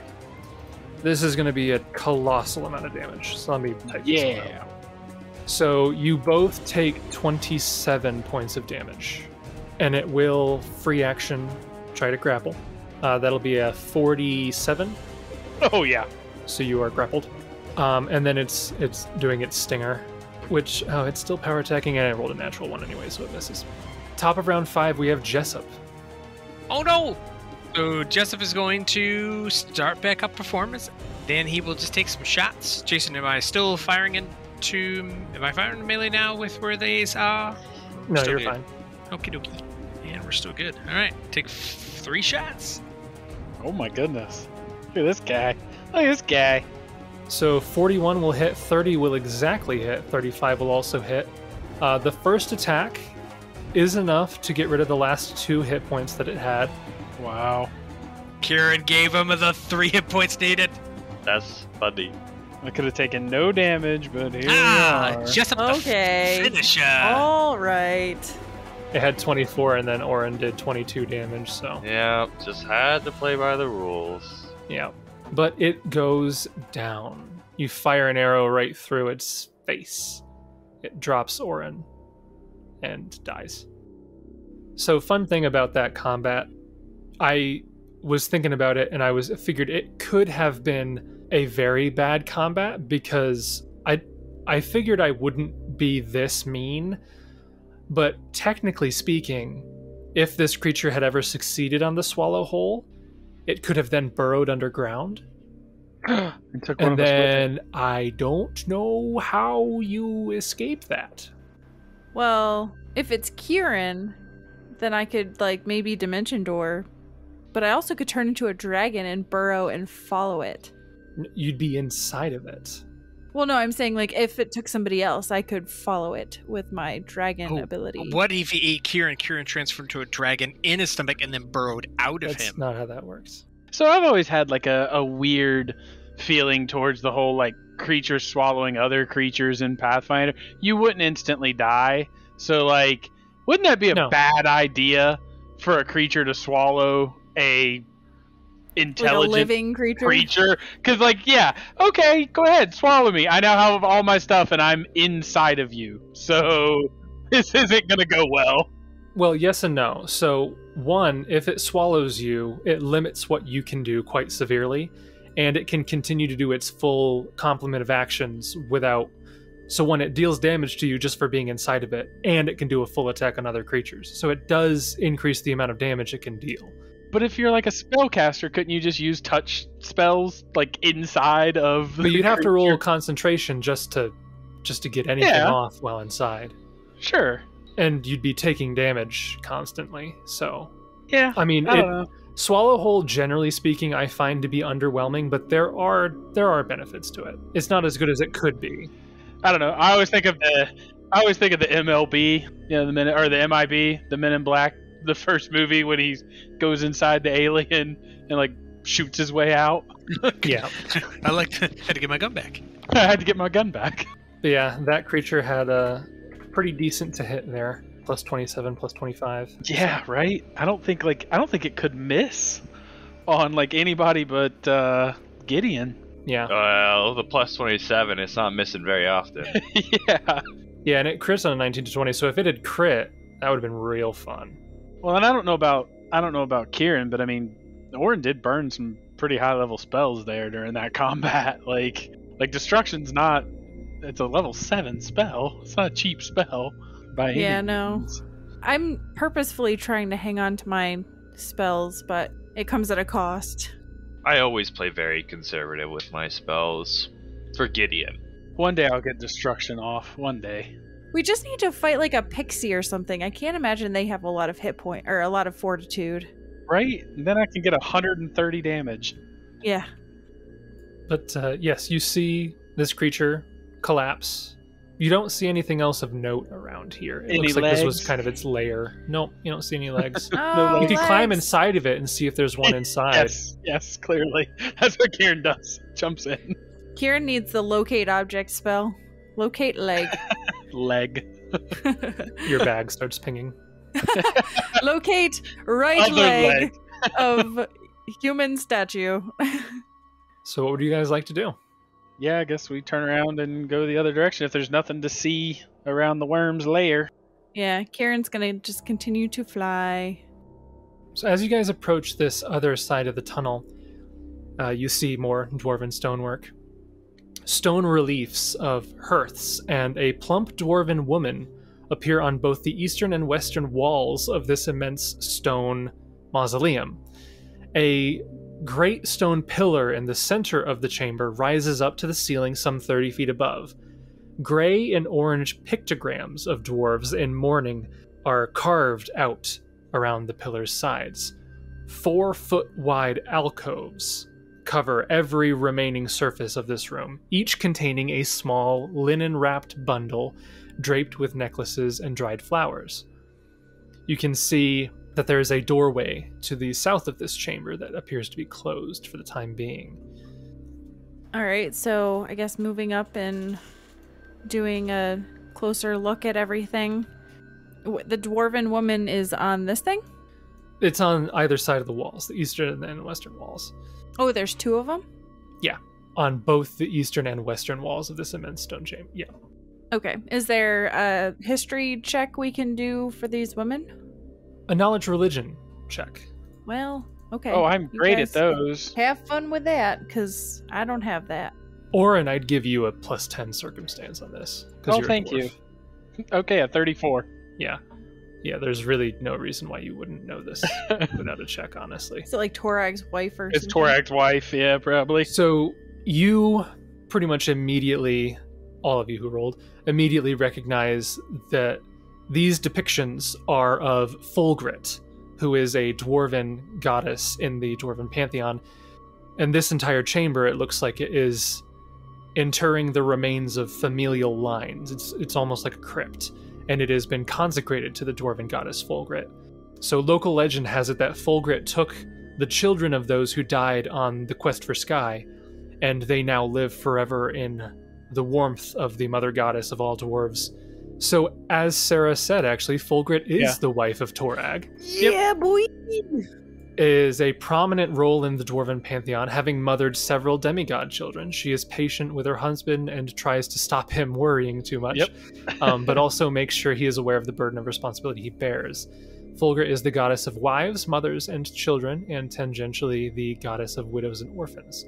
So she is very much about community, family, and this chamber seems to be consecrated to her. And you, looking around, you see all these wrapped linens. It looks like these might be the ancient remains of perhaps the children who fell in the quest for Sky and have been interred here in her grace. Oh, goodness. Some old bodies. But as you guys enter here, you do feel like a calming sensation just being in this room. Is that all that's written about her? Pretty much, yeah. Not a whole lot. Yeah, I realized that they didn't really flesh out the dwarven pantheon very well. You got Torag and old Dross over there, and that's about it. They have his wife, and then I think they have some kids. Torag and her have some kids. I think Droskar is one of his kids. Is he? I thought so. I was thinking that too. I almost asked, but I thought for some reason that was the case. Remember the dwarven pantheon? One of the greatest student smiths of Torag, so maybe he's not a son. Maybe yeah, he's I don't think he's a son. But even Erastel's wife has got more written about her.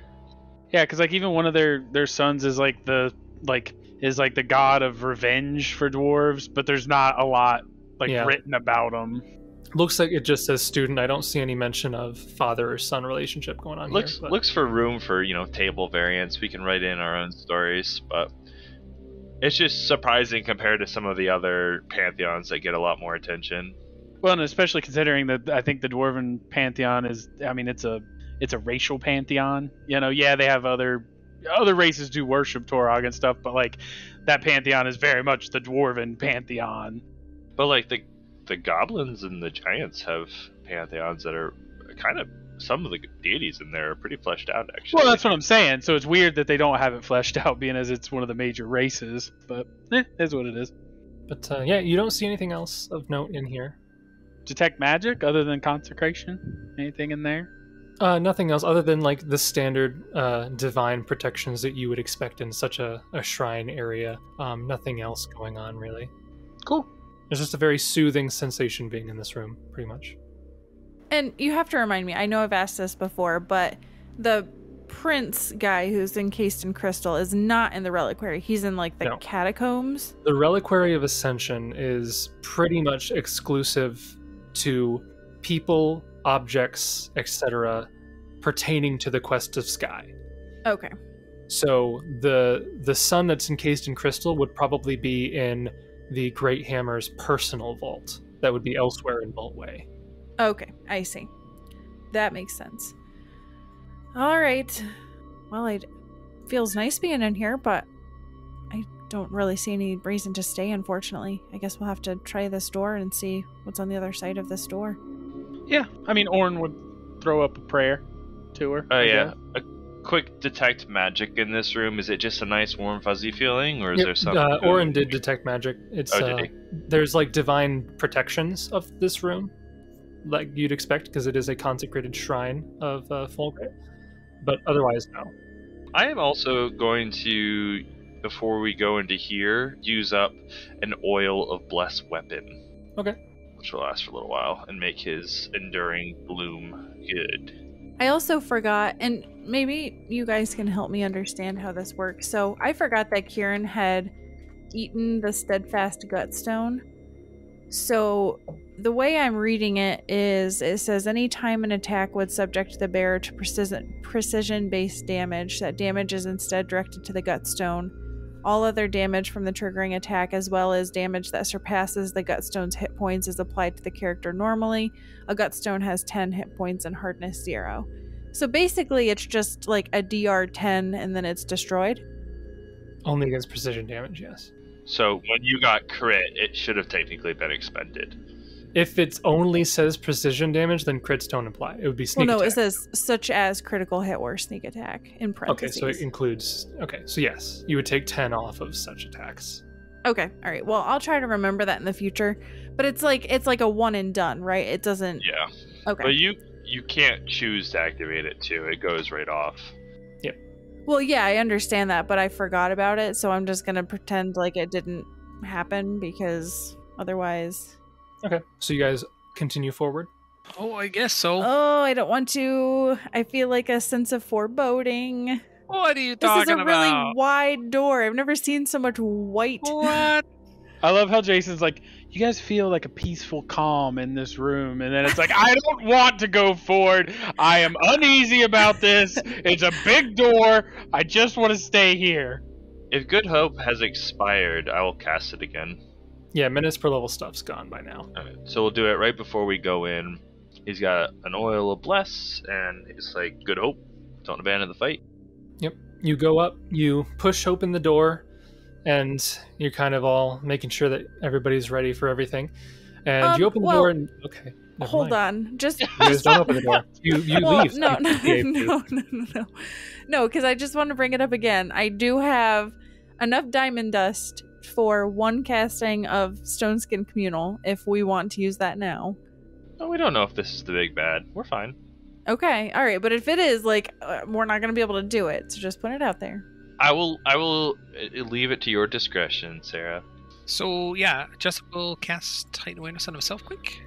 Oh, yeah, I forgot I have the wand for that. I would do that also. You know what? I did forget that we're going to fight a Medusa. the stone skin doesn't negate turning to stone. No, it doesn't. Yeah, I'm gonna throw on some smoked goggles too. Where are you getting all these smoked goggles? Every character you have. I gave them to him this time. I was going to say, like, I can accept some characters having smoked goggles, but if every one of your characters has smoked goggles, that seems sus. No.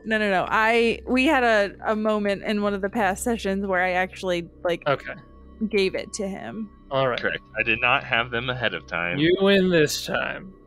That was also part of when Kieran was giving them the information from the ghost man. Yes. And he mentioned, the Medusa. You're gonna want these. Yeah, and because he has blind sense and blind fight, he doesn't necessarily need them. And Oran has the amulet thing, the proof against petrification. Yeah. And Jessup just doesn't need to look anyway. Yeah, but okay. So then you guys open the door? Yeah, Kieran's gonna cast mirror image real quick. Just wait, Jessup's gonna pass you the Sarah is awful convinced that this is gonna go poorly on the other side of this door. There'll be 37 Medusas on the other side of this door.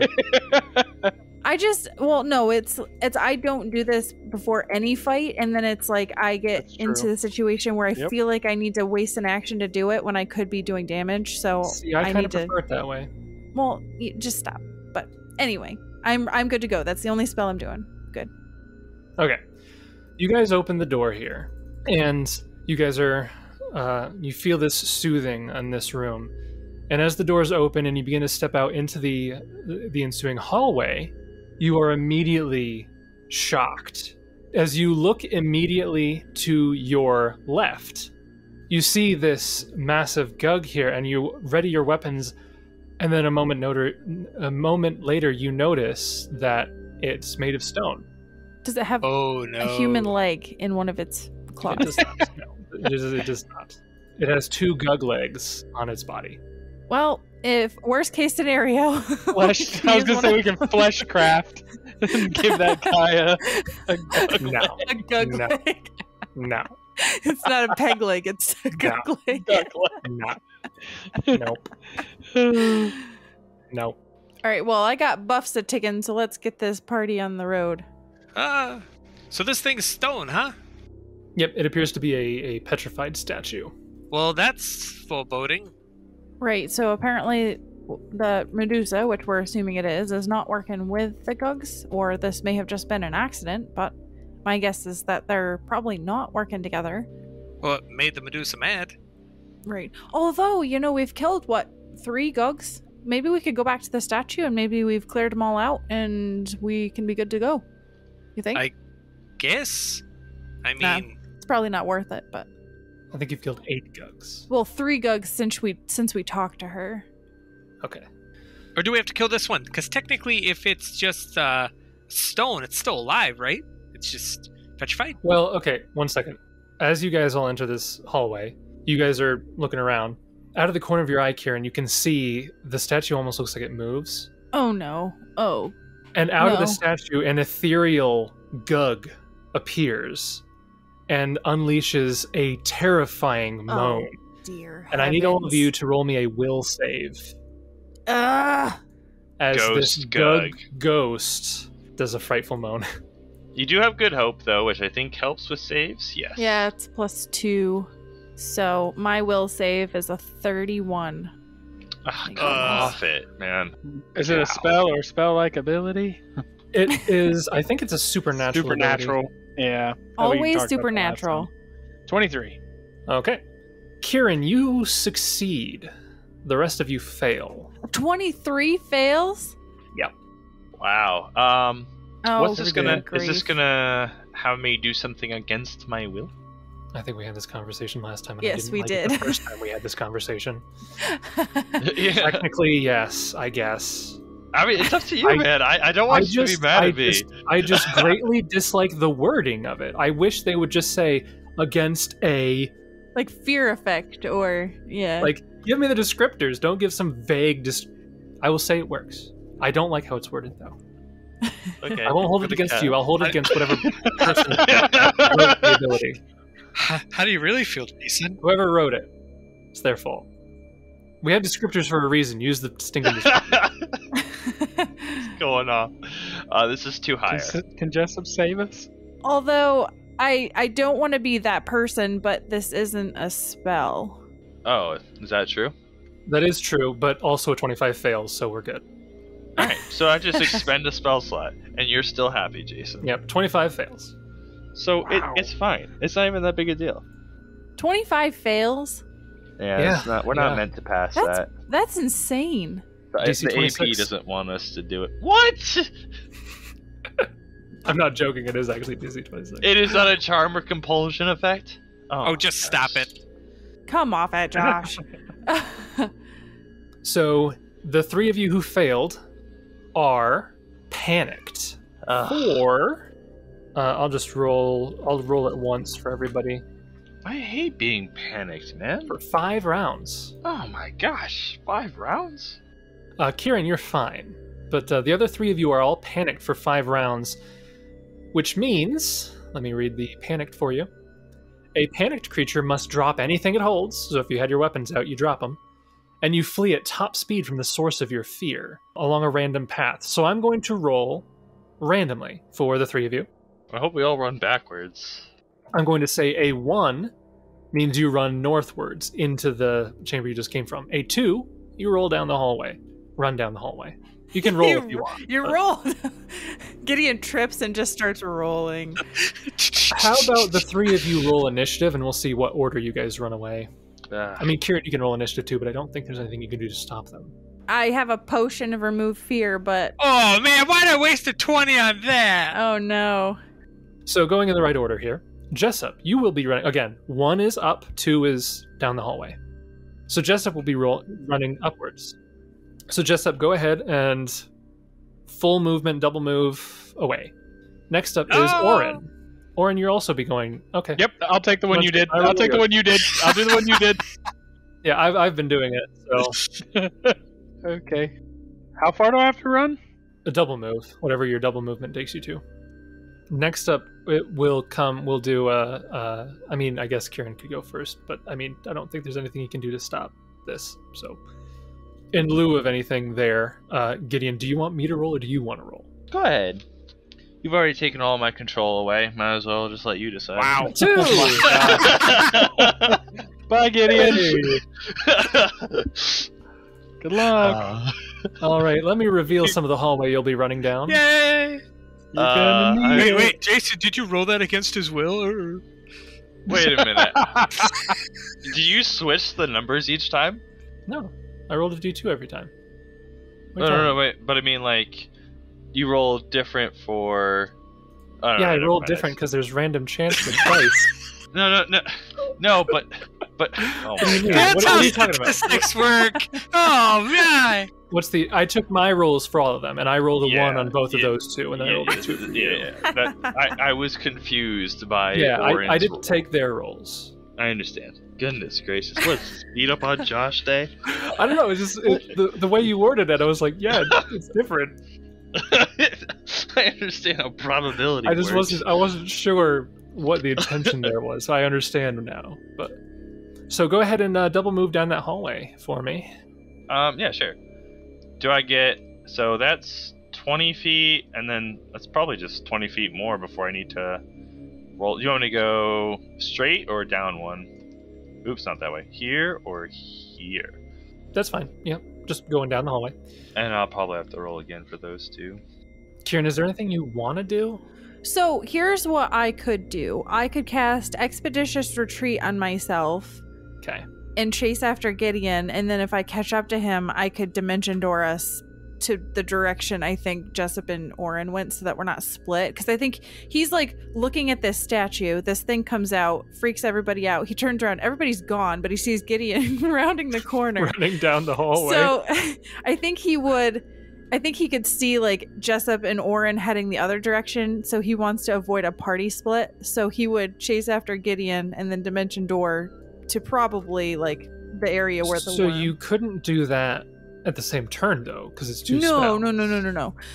I would have to cast Expeditious Retreat, and then I could move 60 feet, and then to try to get ahead of him.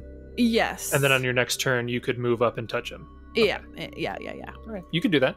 Okay, so I'll expend an expeditious retreat and then a dimension door. I don't know if he would get further before. Well, yeah, he'll get one double move more, but I mean, you'll be within range. We'll just see how far he gets. Okay, all right. So I could move. Well, 60 feet would be actually like right next to him, with one movement, and then he'll move a double move. But then I will have. You can catch 60 feet to get him.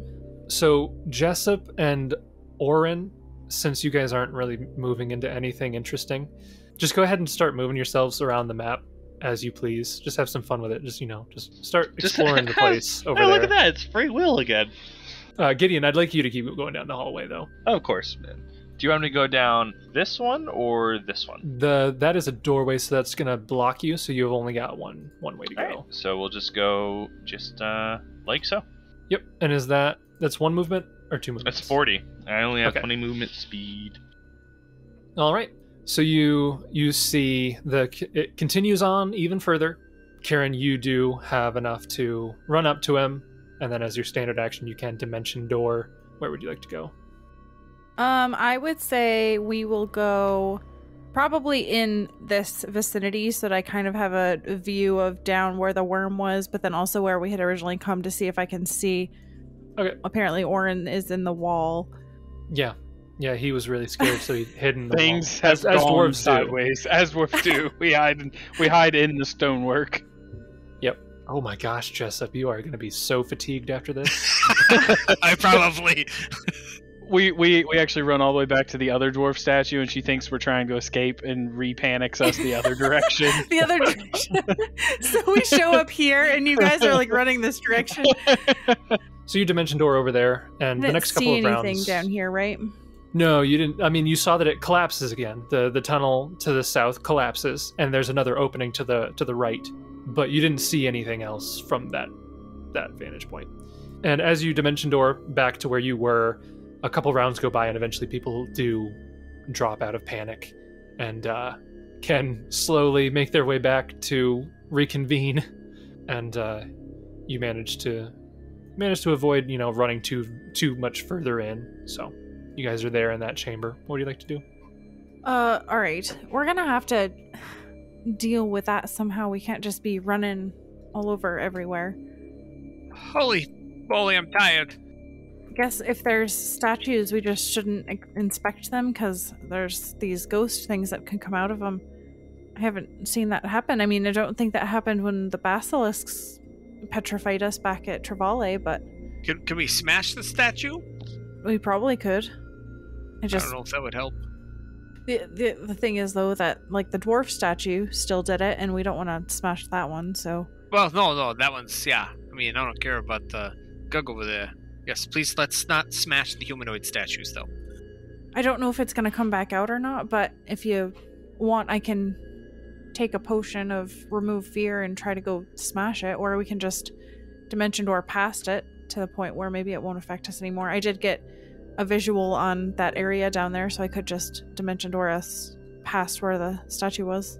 That, or maybe one of us, Kieran, I don't know if that's something you want to try to take your potion and go by and see if it pops back out. If not, then you can call us the rest down. Yeah, the only thing is it's not a guarantee with a potion. It just gives me a bonus. One thing I will say, as a 13th level cleric, I think Oran would probably know decently about ghosts, and you guys have encountered them before. A creature that successfully saves cannot be affected for 24 hours. Oh. Well, then Kieran will just, like, jaunt up. He'll just walk over, do a little bit of inspecting, then can come out and howl at him. No matter. It pops out and starts doing touch attacks against you. Oh, nuts. You get negative 10 levels. Oh, nuts. You come in. Kieran's just dead. Yeah, I don't even know if What a bait and switch would that be? The GM says you can't be affected for 24 hours. You go up and negative levels. Because that's the other thing, though, is that, like, the statue of the man is kind of destroyed and he still came out, so I don't know if destroying it's going to stop the ghost from coming out. You don't know. So I think we may just have to get on by. Bamf. Well, I mean, whatever you want, or now that we know what's coming, we can try to find a way to brace ourselves. right? Or, I don't know if we go by pretty quickly, then maybe it won't have time to come out and do the thing. Are you asking me to cast haste again? No, I'm not asking you to cast haste. I'm just saying if we move with a little pep in our step, if we don't linger. You can cast remove fear ahead of time, right? Yeah, that's how it works. Are you asking or telling? No, it does. I think he was doing both. Okay. Yeah, it was a little bit of both. It was a little bit of both. I was looking for confirmation is what it was, but I just read the spell, and yes, it does. See, little do we know, there's actually two people in Josh's head, so he's actually just two personalities answering each other. I think there's a word for that. It's called schizophrenic. Gideon will use his Assuring Rose to cast Remove Fear on himself. Ew. And does it work exactly like the spell? Because the spell you can affect more people. Yeah, Gideon, how do you remove that which has no fear? Plus 1 additional creature per 4 levels. So, I can't remember what caster level this item is. Probably like I think 4. it's the minimum to just cast Remove Fear. So it would be a level 1 spell. So. Oh, okay. So then just 1 on yourself. Is it? Yeah, because 1 creature per 4 caster. Yeah, so it'd just be 1. So it'd just be me. Yeah, you have right in there caster level tooth. Caster level. Where do I saw that? Where do I have this? Tooth. Second. That's great. I was like, I don't even know how to say that. Second tooth? It would have to be tooth. Yeah.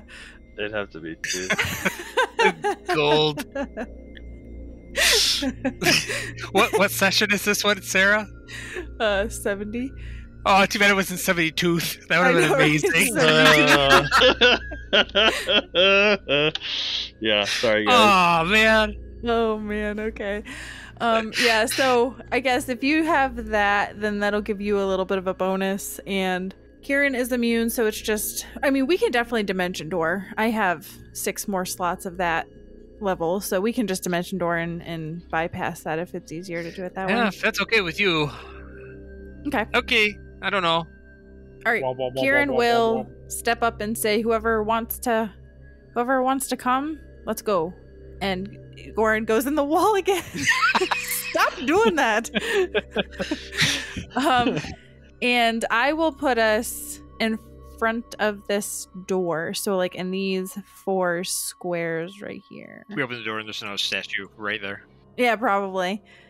So right in front of this wall. And I guess while we're here, we can just listen, because I'm sure, I don't know if where you end up with Dimension Door you'd make any sound, although maybe them like manifesting their armor is like chink, chink, chink, chink or something. But I would also want to perceive at the door to see if there's any noise. So mine's a 21. 21, you don't hear anything on the other side. Does this door appear to be locked, like have a keyhole shenanigans going on, or is it just like a solid door? It does not seem to be locked. Do I hear anything with a 30? Nope. I think we'll live forever, guys. Yeah, I agree. So, Jason, I don't know with all of that's gone on, if it's been long enough that my mirror images would be gone. You cast them right beforehand, right? Yeah, right before going through this door. They were only panicked for like 5 rounds, so they could have come back in 5 rounds. That's like a minute, so it's maybe like 2 minutes later, 3 minutes. Okay, like that. So I've still got like 9 minutes. All right, cool. Yeah. Good stuff. All right. Okay. Well, I guess we can, if Jessup wants to try to open the door, if Jessup wants to reposition to not be the vanguard. Oh, wait. Yeah, sure. I know my space. I know my lane. I'll go back. It's okay. You mean you don't want to take on the tank role today? Because we're all switching roles. All right, fine. Jessup opens the door. Okay. Cool. I regret everything. Oh, those are like sarcophagi. Those cannot be good. So 3 elaborate stone sarcophagi rest upon a stone dais rising 4 feet high along the northwestern wall of this room, which is filled with relief carvings of warfare against orcs and shadowy monsters. 2 immense lead statues stand in the corners of the chamber, farthest from the door, their forms inexactly rendered into dwarven figures. What? What are those? I don't know. They look like lead lead statues. This is the generic token for them, but they should, like, these ones actually look more like dwarves. But there's no lead version of that, so. Interesting. So, as you open the door and look inside, the lead dwarven statues don't really react at all. But you can see sitting on a pedestal in front of one of the sarcophagi is what appears to be I believe it is a small glass jar. And it looks like there's like mist inside of it. I totally was expecting you to say a Medusa. Sitting on the pedestal is a Medusa. No, it's like a bottle that is on a pedestal there, and there's like swirling mist inside of the bottle. Oh no, is that like one of them crazy phylactery thingies? So I think before, like, in order to fully get all of the flavor text that you said, I think Kieran would have had to move up to, like, take in the room. Right. Not just from the doorway. Yep. So the pedestal is on the dais? Pedestal is right in front of the middle sarcophagus. Okay. And, like, as you're getting closer, you can see that it's blue smoke that's kind of roiling in this small glass bottle. And as you get closer, you can look at it, and the smoke occasionally forms what looks to be like an aged face, but then it vanishes. But as you enter the room, you hear a voice whispering out and echoing around the chamber, and it says, "Who dares disturb me?" My name is Kieran. May I ask who I'm speaking with? I have no name, not any longer. And as you're looking around, you can see the face in the smoke solidifies and stays there, and it's like the mouth of the face is moving as this voice comes out. "You can call me the enthroned king." Are you one of the sarcophagi? Did you used to have a body that's buried in here? I used to have a body, but it is no longer. It has been worn away to ash over time. And how did you get to be in a jar? It was a long time ago. I don't think you need to know about it. What are you doing here, though? You don't look like a member of Kragadan.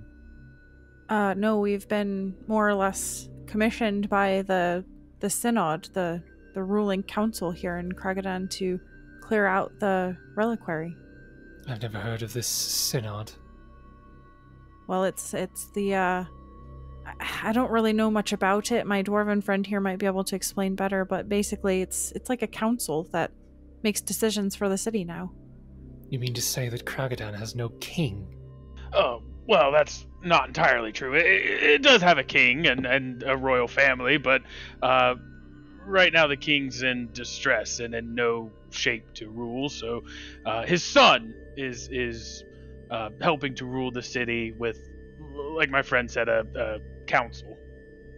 I see. But there's still a ruling family. There's still a royal family. There's still a king. He just isn't currently fit to rule. Well, that is all very good to know. This is my chamber. I've been here for many, many years. If you would be so kind to leave. Sure. I'm good. Yeah, sure, I suppose, but you're okay with just staying in this chamber forever? That is my fate. I know who it is. I don't remember his name. There's a reason for that. Is there is this the Mad King guy? Am I ruining it? You recall there once being a king, the first king of Kragadan, whose name was stricken from the records, and he was interred in Vault Way. So you don't know his name, but I'm guessing that's who this is. Why was he stricken from the record? Do we know? Ask him. Ask the jar? And Oran knows that there was a first king and knows that he's interned down there somewhere, right? Yeah, part of your research revealed information that there was a king who was researching the Onyx Key. One of the experiments went bad, and he went crazy a little bit. He extended his lifespan with alchemy and whatnot, and some say blood magic. And eventually, like, it got so bad that he called down like extraplanar inevitables that made a massacre, and then he voluntarily abdicated the throne after realizing what he had done, and he's been in here for 9,000 plus years. So is this self-penance? Yes. That's what it sounded like. It was like he figured out what he was doing was bad and basically exiled himself into the reliquary, right? But he didn't exile himself as a misty jar, right? Magic. No, probably not. So Oran's just going to ask him. Oran's just going to be like, sir, we'll certainly leave you alone, but you don't happen to be the first king of Kragadon, do you? The face turns to look at you, and go ahead and give me a diplomacy check to see if you can get this guy to even talk. I'm not that guy, pal. I'm not that guy, pal.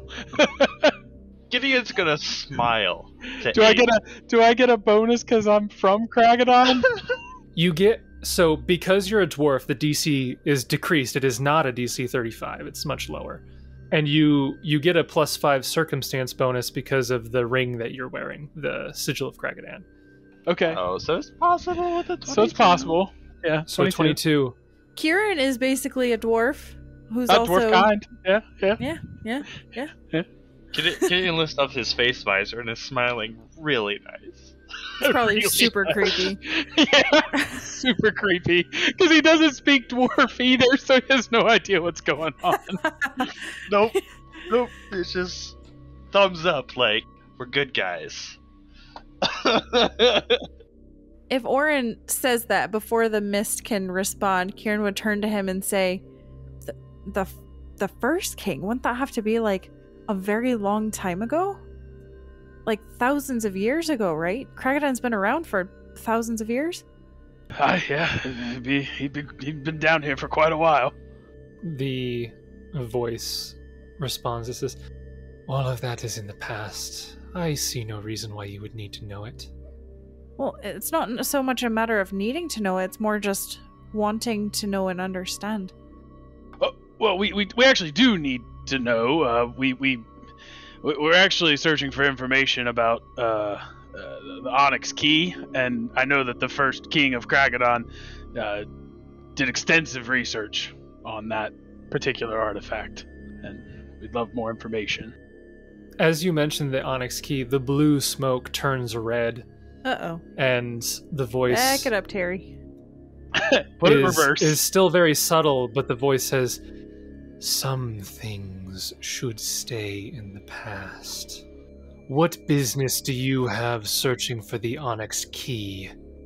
Well, we're actually concerned that enemies of Kragadon may be in possession of it, but we don't exactly know much about it. Well, I wish you luck then. Really? There's nothing you can do to help? Right now, people are dying because of this. And people have died in the past because people knew of it. Right, but it's still out there somewhere. They know about it. You not giving us information isn't going to stop them from doing what they're doing with it. I do not know you. I don't know what your plans are. I can't take you at your word. You speak of some synod that I have never met, I have never heard of. You may bear the rings of Kragadon, but I don't know where you got them. What assurances can I possibly have that you will not use this information for ill? Well, the only assurance I can give you is my word. Your word means nothing to me. And I am a cleric of Torog. That certainly has to count for something. I mean, you trust Torog, right? I trust Torog, but not all followers of Torog are necessarily good. Well, what are you looking for? What sort of assurance can we give you? We can try to do whatever we can. I was about to say that he shrugs, but he can't. He doesn't have shoulders. He doesn't have shoulders. The voice responds, it says, I believe it is your responsibility to assure me. I don't know why I would need to find a way for you to assure me. You're the one who wants information. It's on you. Okay, let's think for a second. Do we have anything that we're forgetting that might assure him of our I mean, does he have eyes? Because I can show him like Xanathura's journal and stuff that talks about the Onyx Key to prove that it's like bad people that have it. So essentially at the end of the day, he's not convinced. Your diplomacy check was not high enough to succeed, basically is what I'm saying.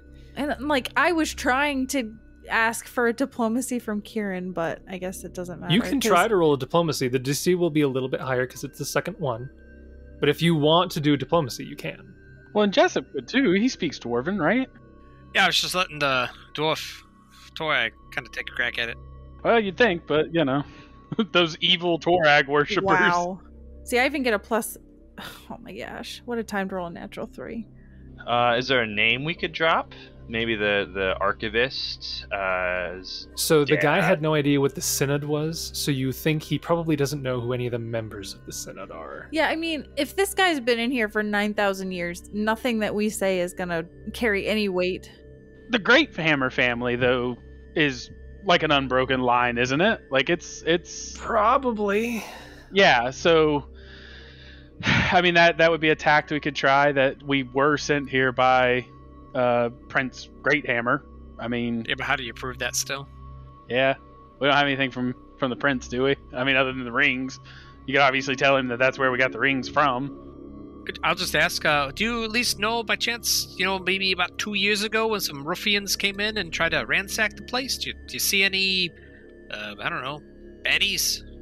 The mist in the jar turns slightly yellow, but doesn't respond.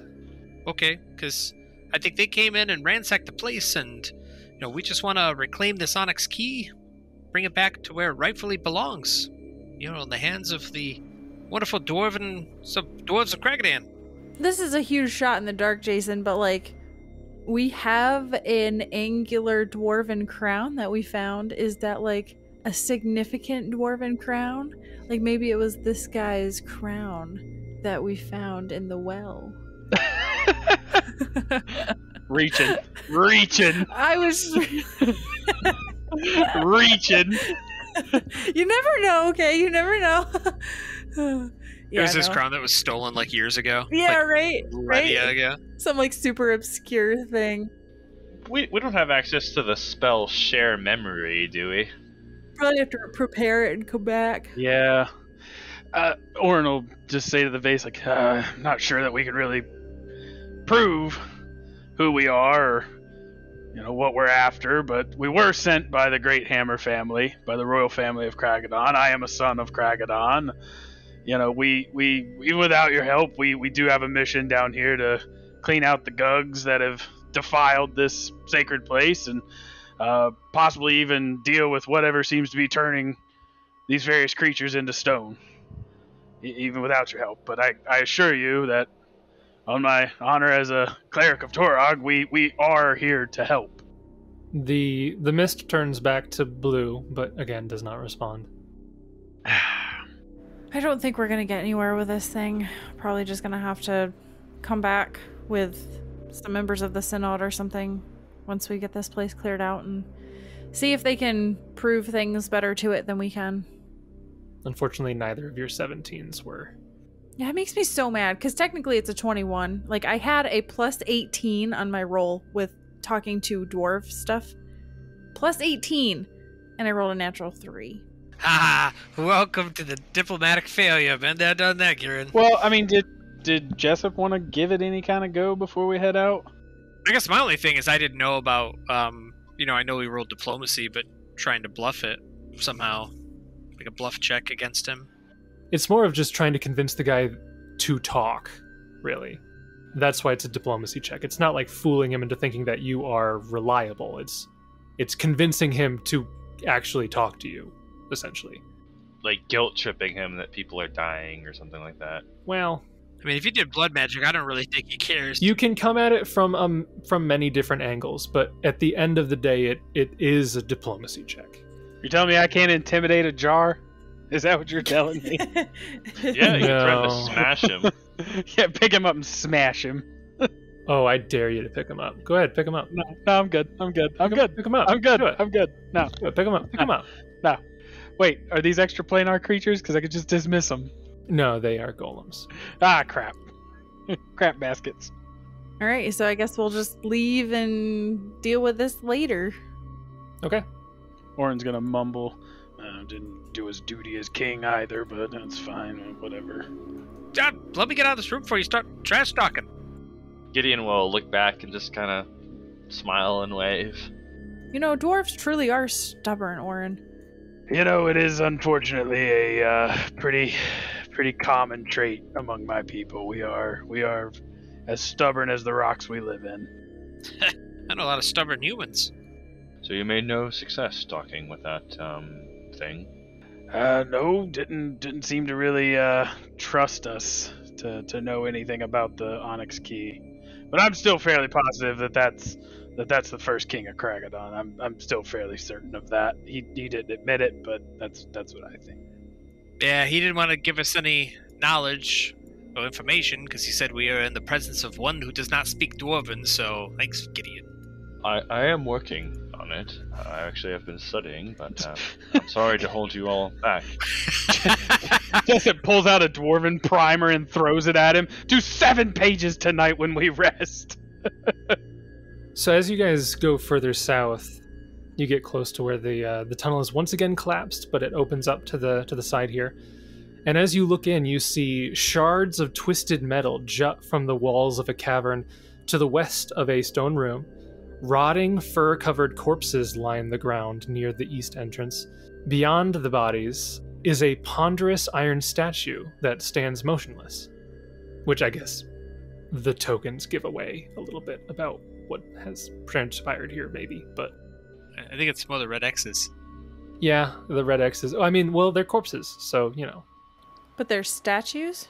No, so this one here is like an iron statue.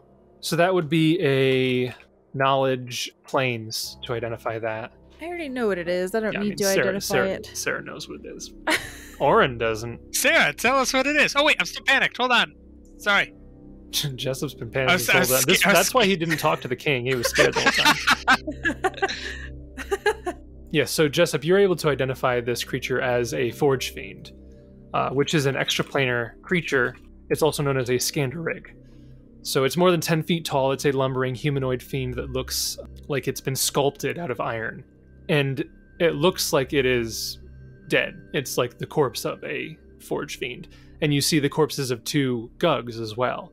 And as you guys enter the room and you're trying to figure out what happened here, you're kind of inspecting the bodies and whatnot, you hear a noise from further in as a spell is cast, and this corpse here explodes in an inferno of fire. Oh, that sucks. And that's where we will pick it up next time. Oh no.